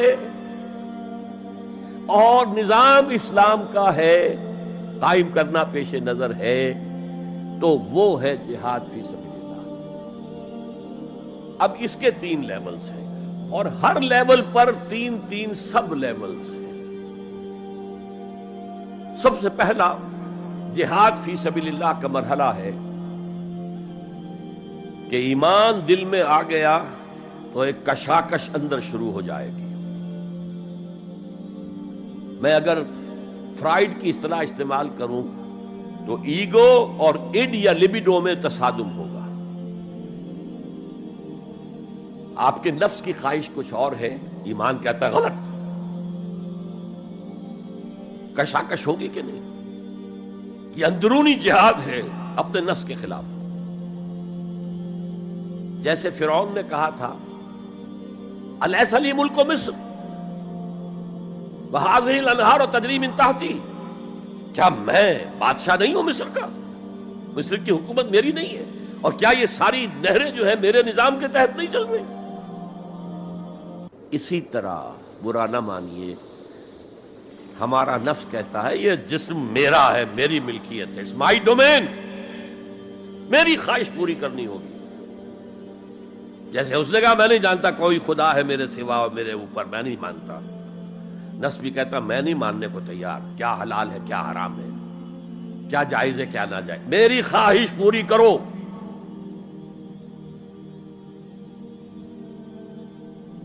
اس کے خلاف جہاد، یہ پہلی منزل کا جہاد ہے۔ اور آپ کو معلوم ہے 3 منزلہ عمارت ہے، تو بلند ترین تو ہے تیسری منزل، اہم ترین ہے پہلی منزل۔ پہلی منزل بنے گی تو دوسری بنے گی، دوسری ہوگی تو تیسری بنے گی نا۔ پہلی منزل یہ ہے اور اہم ترین یہ ہے۔ اسی لیے مولانا روم نے کہا نفس ما ہم کم ترس فرعون نیست، میرا نفس بھی فرعون سے کم نہیں ہے، لیکن ایراعون نیست، اس کے پاس لاؤ لشکر تھا، اس نے زبان سے بھی کہہ دیا تھا انا ربکم الاعلی، میں ہوں خدا۔ میرا نفس بیچارہ اس کے پاس کوئی لاؤ لشکر نہیں، زبان سے تو یہ کچھ نہیں کہتا، اندر یہی کہتا میں بادشاہ ہوں اس وجود کا، میری مرضی پوری۔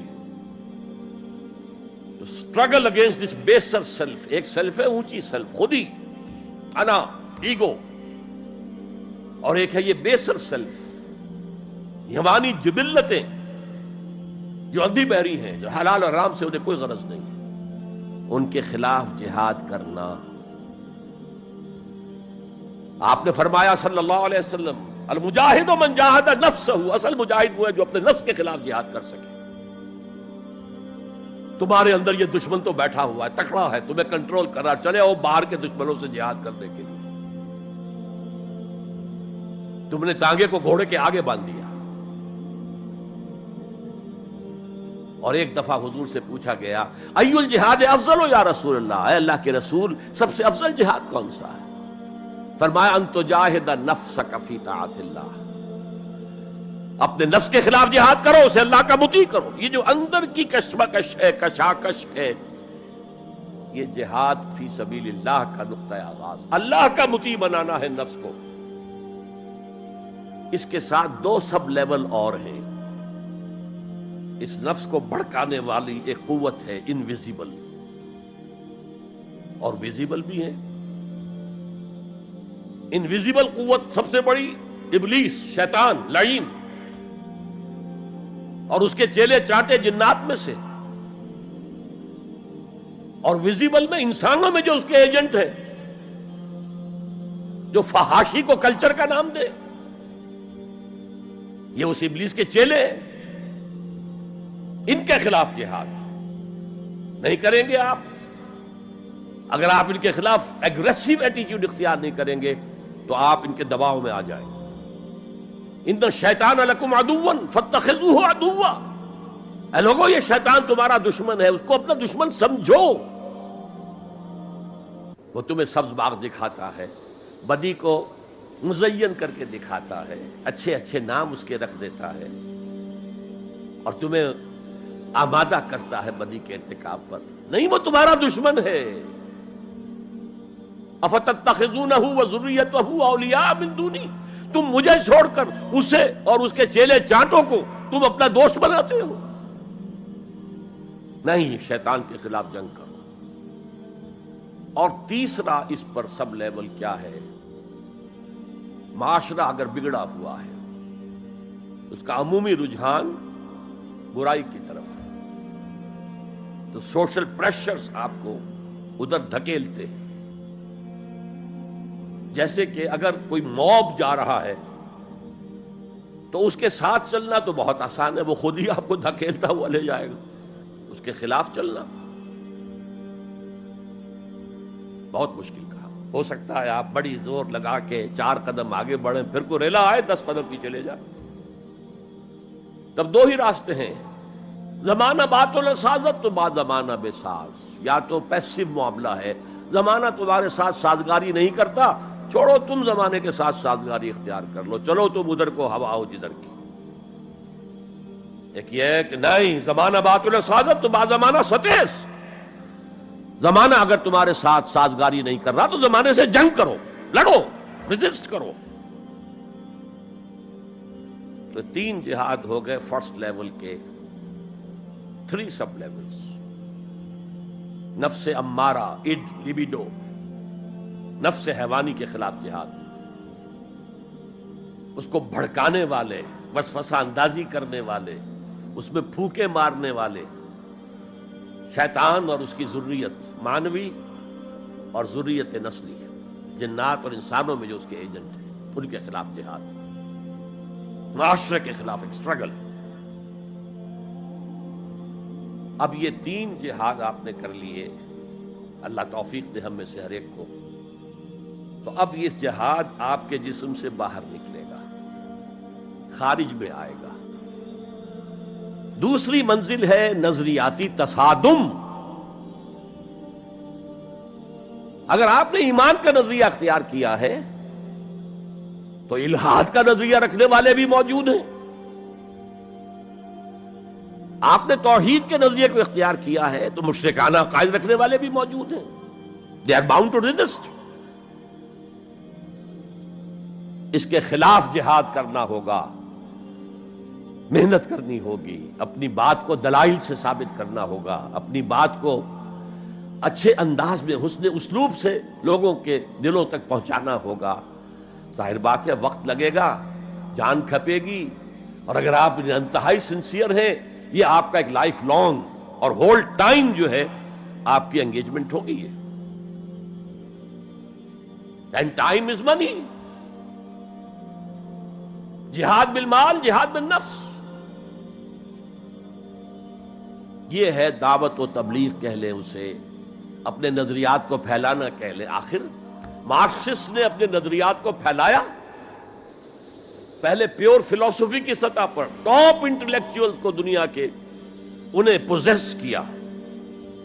اس کے بعد ادب کے ذریعے سے، ڈراموں کے ذریعے سے، شاعری کے ذریعے سے، افسانوں کے ذریعے سے وہ فکر جو تھا طبقاتی شعور، کلاس کانشسنس کا شعور پیدا کیا. اور ہوتے ہوتے یہاں تک کہ ریڑی والے کے زبان پر بھی لفظ آ گیا استحصال.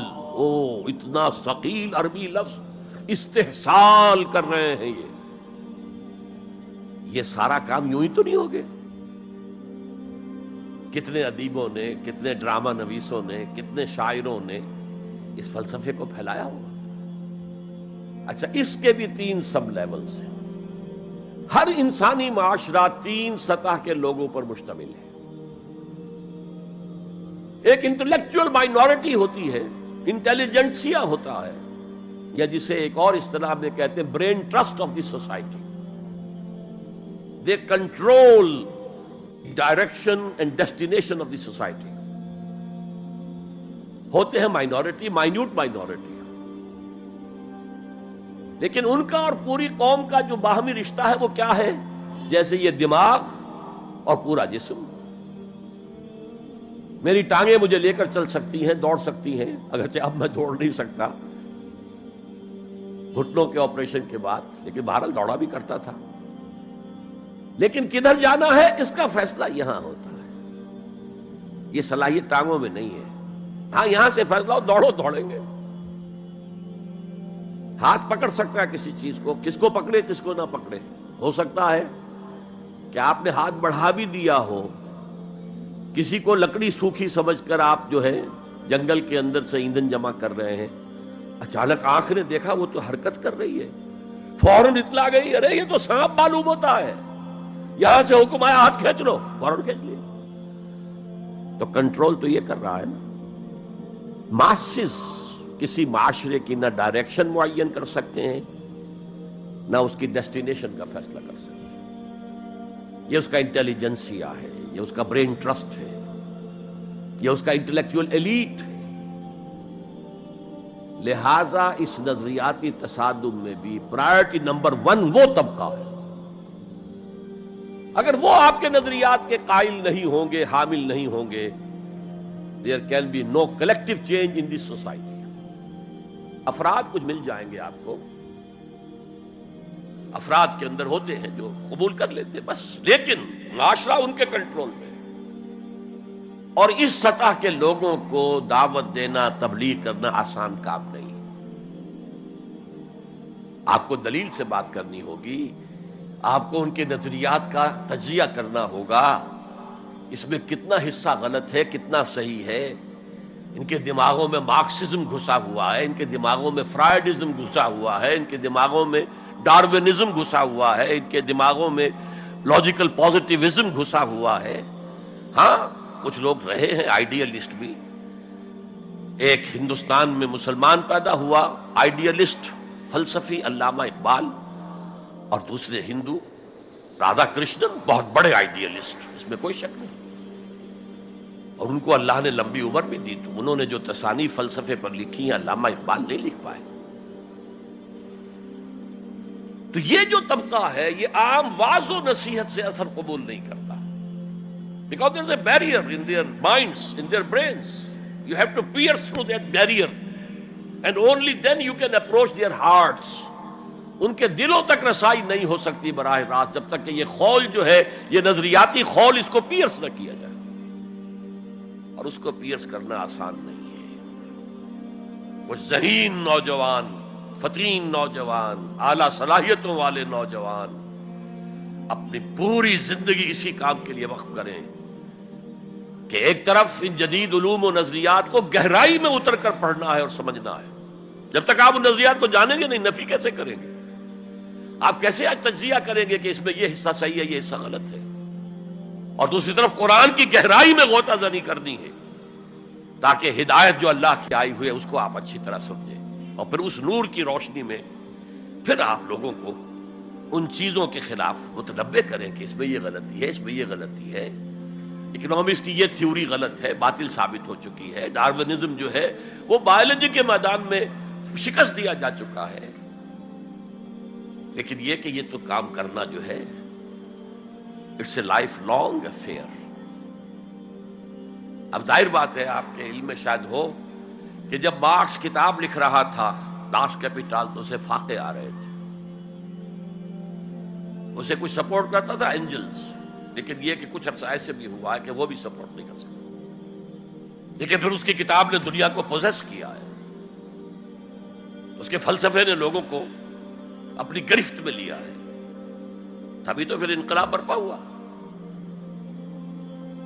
اسی طریقے سے جب تک کہ کچھ نوجوان اسے اپنا پوری زندگی کا کیریئر نہیں بنائیں گے، اس کا کوئی امکان نہیں ہے کہ اس طبقے میں آپ کوئی ڈینٹ بھی ڈال سکے.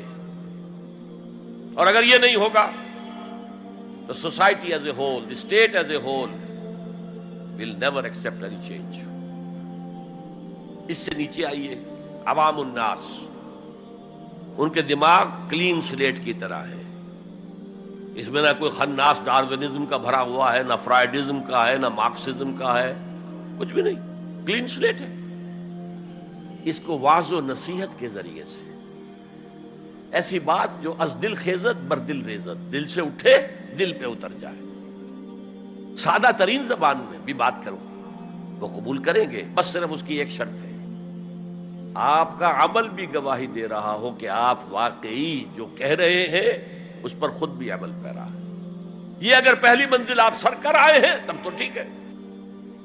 اگر پہلی منزل آپ نے سر نہیں کی اور آپ شروع ہو گئے مبلغ کی حیثیت سے، تو ایسا مبلغ جو ہے وہ اسلام کو بدنام کرے گا. وَمَنْ أَحْسَنُ قَوْلًا مِّمَّنْ دَعَا إِلَى اللَّهِ وَعَمِلَ صَالِحًا وَقَالَ إِنَّهُ مِنَ الْمُسْلِمِينَ. اس شخص سے بہتر بات اور کس کی ہوگی جو اللہ کی طرف بلائے اور عمل نیک کرے اور کہے کہ میں بھی مسلمانوں میں سے ہوں، میں بھی کوئی بڑا اونچا آدمی نہیں ہوں، کوئی بہت اعلیٰ تم سے برتر نہیں ہوں.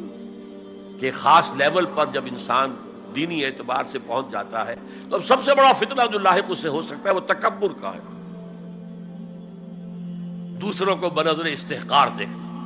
اگر یہ نہیں ہے سنسیریٹی کے ساتھ اپنے مخاطب کی خیر خواہی اس کے ساتھ آپ بات کر رہے ہیں، تو یہ ہے موعظہ حسنہ. یہ میں جو کچھ بیان کر رہا ہوں یہ سورہ نحل کی آیت، ادعو الی سبیل ربک بالحکمہ، یہ ٹاپ لیول کے اوپر حکمت سے، دانشمندی سے. اور حکمت کسے کہتے ہیں؟ عقل کا سفر فطرت کی رہنمائی میں، اس کا نتیجہ حکمت ہے.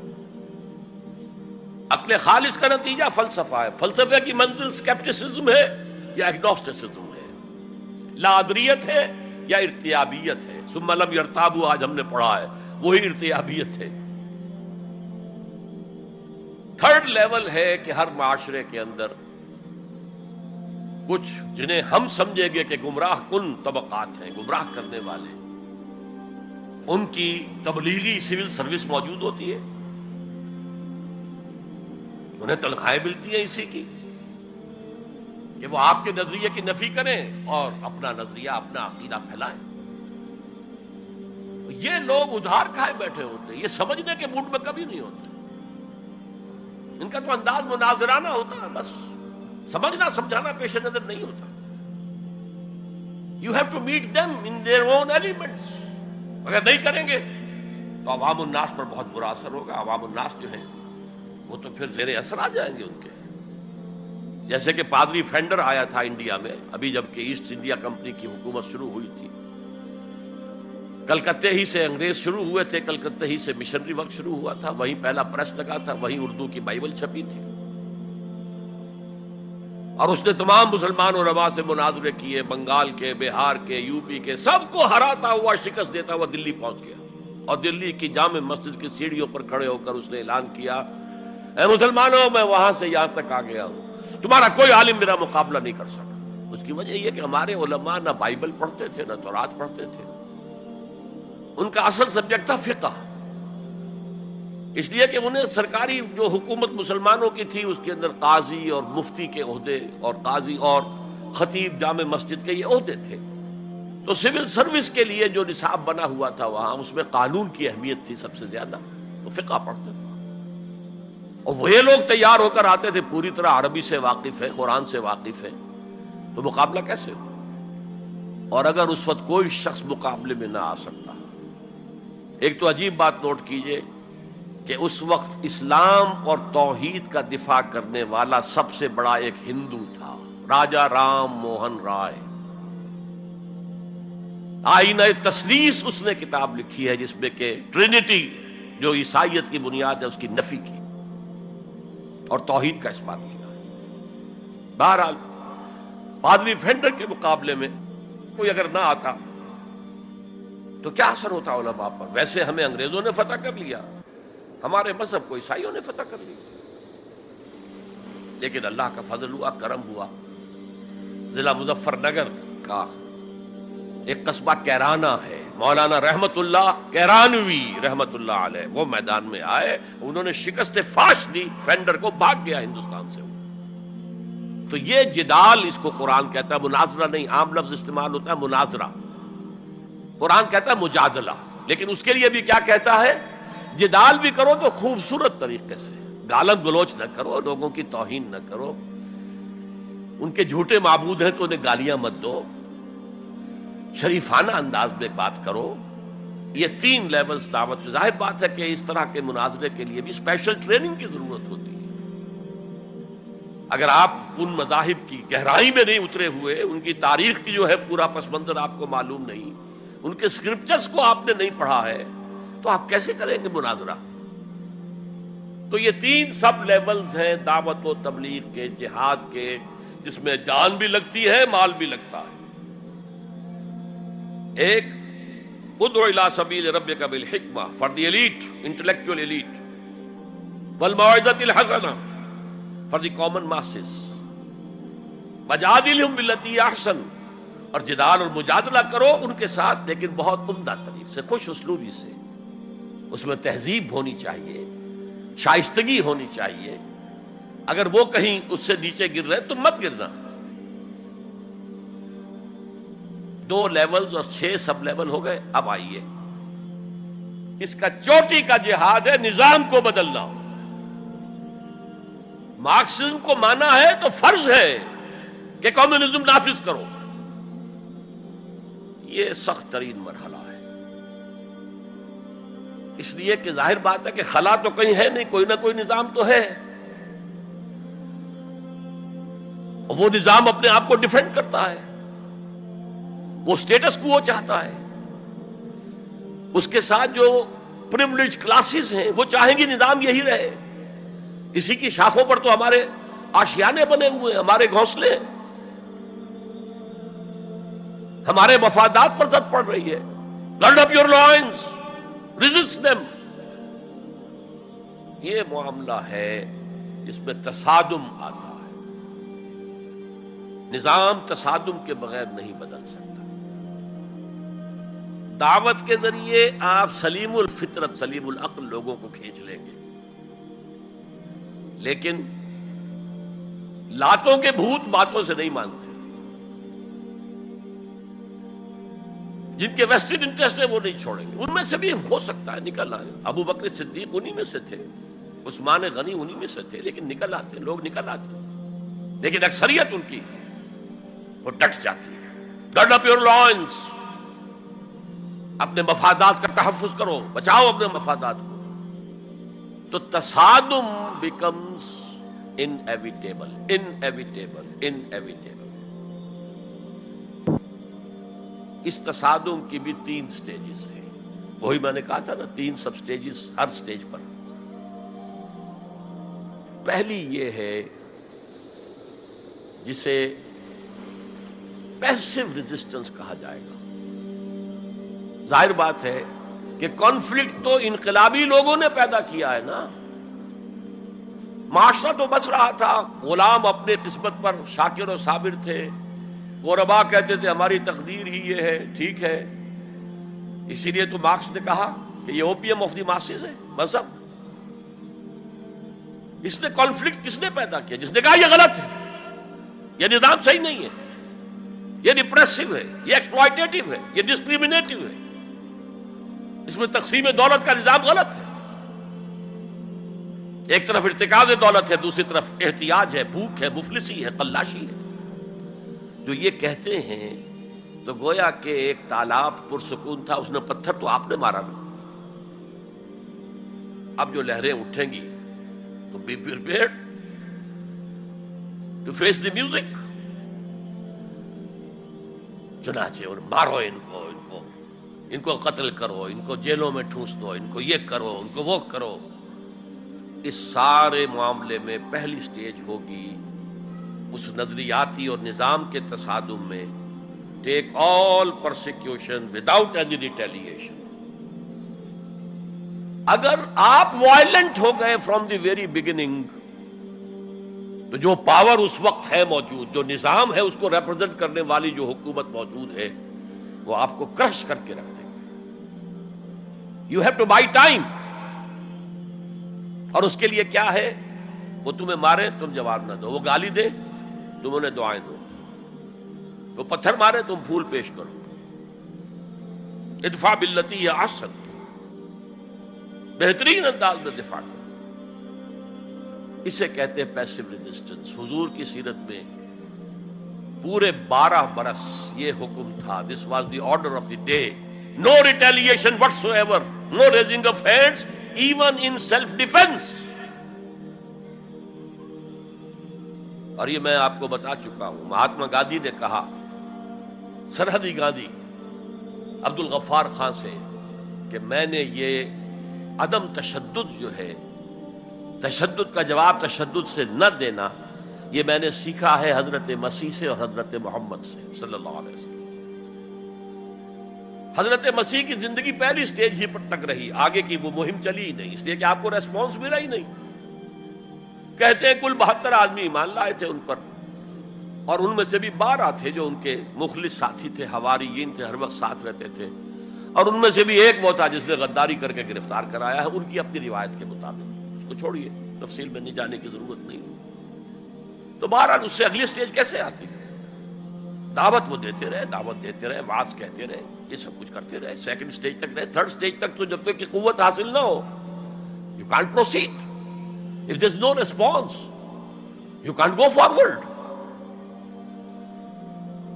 لیکن یہ کہ حضور کی زندگی میں اگلی سٹیج آ گئی.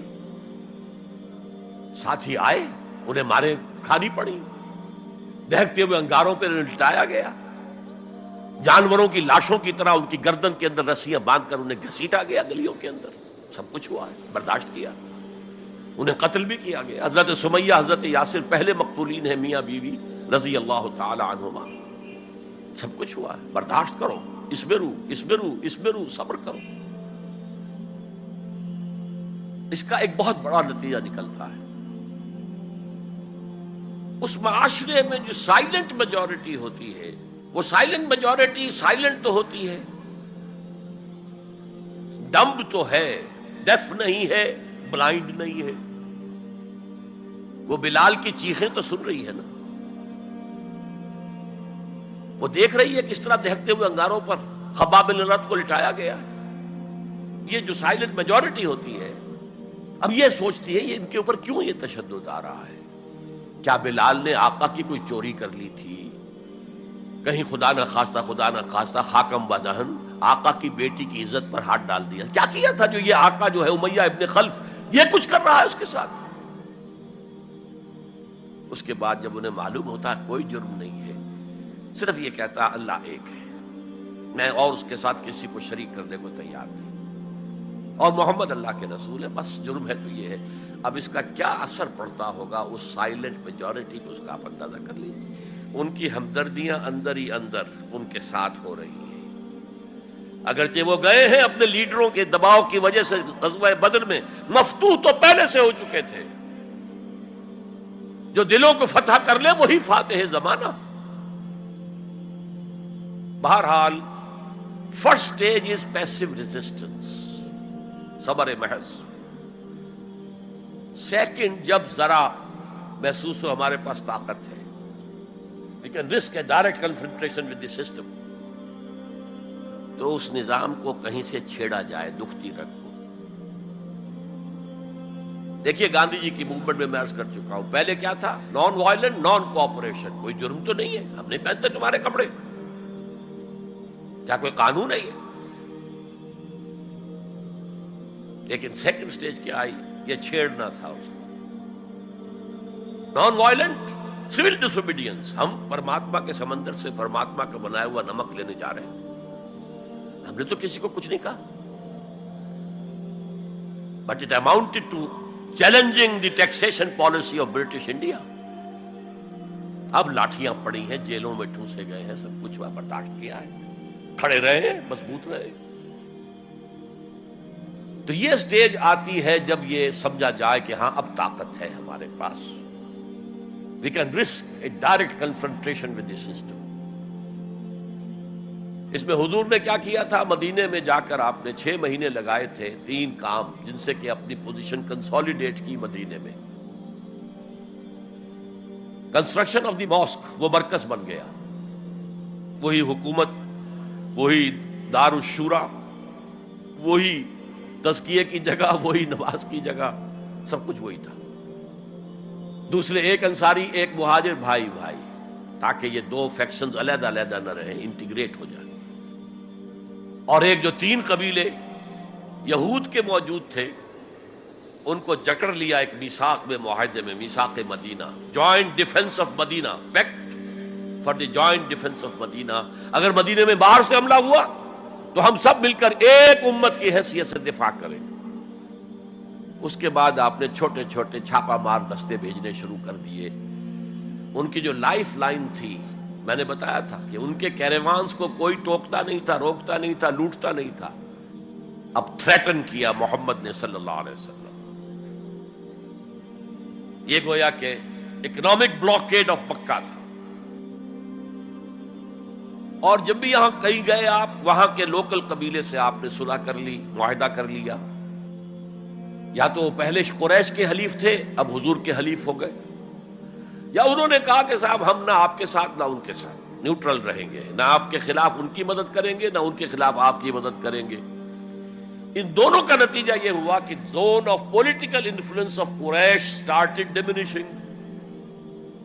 یہ 2 ریزنز تھیں کہ پھر پوری طاقت کے ساتھ قریش نے ریٹیلیٹ کیا ہے. اور پھر لاسٹ معاملہ شروع ہوا ہے، تیسری منزل. اس تیسری منزل کی تیسرا سب لیول، اس کا نام ہے قتال فی سبیل اللہ. اب جنگ شروع، اے 6 years long وار. یہ جو بدر ہے، احد ہے، احزاب ہے، بنی المصطلق ہے، بے شمار غزوات، چھوٹے چھوٹے، بڑے بڑوں کے نام ہمیں یاد ہیں صرف. It was a continuous war with battles. Badr battle ہے، جنگ نہیں ہے، جنگ تو مسلسل ہے. بہرحال اس کا نتیجہ یہ قتال فی سبیل اللہ کی منزل آئی ہے. چونکہ یہ ساری 8 منزلیں طے کر کے یہاں پہنچے تھے، لہذا کامیابی ہوئی. اگر ایسے ہی اچھل کر نویں منزل پر پہنچ جاتے تو نیچے گر کر ختم ہوتے. یہ ہے قتال فی سبیل اللہ، اللہ کی راہ میں قتال. بہرحال آج کے انقلاب اسلامی کے لیے پہلے 5 سٹیپ جو کہ تو رہیں گے. دعوت دی جائے گی، لوگوں کی اصلاح کی جائے گی، انہیں منظم کیا جائے گا، پھر پیسو ریزسٹنس کے دور سے گزرنا ہوگا، پھر ایکٹیو ریزسٹنس. لیکن آخری جو ہے 2 طرفہ جنگ کی بجائے ایک طرفہ جنگ. آپ یہ نہ سمجھیے گا میں ہندوستان میں تقریر کر رہا ہوں تو میں گاندھی جی کی تعریف کر رہا ہوں. یہ میری تقریریں کیسٹ پہلے سے موجود ہے، میں نے ہمیشہ نام لیا ہے کہ آج کے دور میں اس انقلابی عمل کی آخری سٹیج کیا ہوگی. اس کے ضمن میں مہاتما گاندھی کا پروسیس درست ہے. نان وائلنٹ، نان کوآپریشن، ترک موالات. نان وائلنٹ، سول ڈس اوبیڈینس. لیکن یہ سٹیجز کب آئیں؟ جب گاندھی لیڈر بن چکے تھے. ان کا یہ کہہ دینا کافی تھا کہ بدیشی کپڑا ہم نہیں پہنیں گے اور ہم اپنا چرخہ چلائیں گے. پورے ہندوستان میں چرخے چلنے شروع ہو گئے. لیڈر تو پہلے کوئی ہونا. تو یہ اجتہاد جو ہے اس کو آج ہمیں قبول کرنا ہوگا. ہمارے لوگ کچھ دوسرے راستوں پر چلے ہیں جس کی وجہ سے دنیا کو موقع ملا ہے کہ وہ جہاد کے لفظ کو خوب اچھالیں اور بدنام کریں. حالانکہ جہاد کا یہ پروسیس سامنے ہو تو کسی سلیم الفطرت انسان، کسی سلیم العقل انسان کو اس پر اعتراض کا کوئی بھی حق حاصل نہیں ہوگا.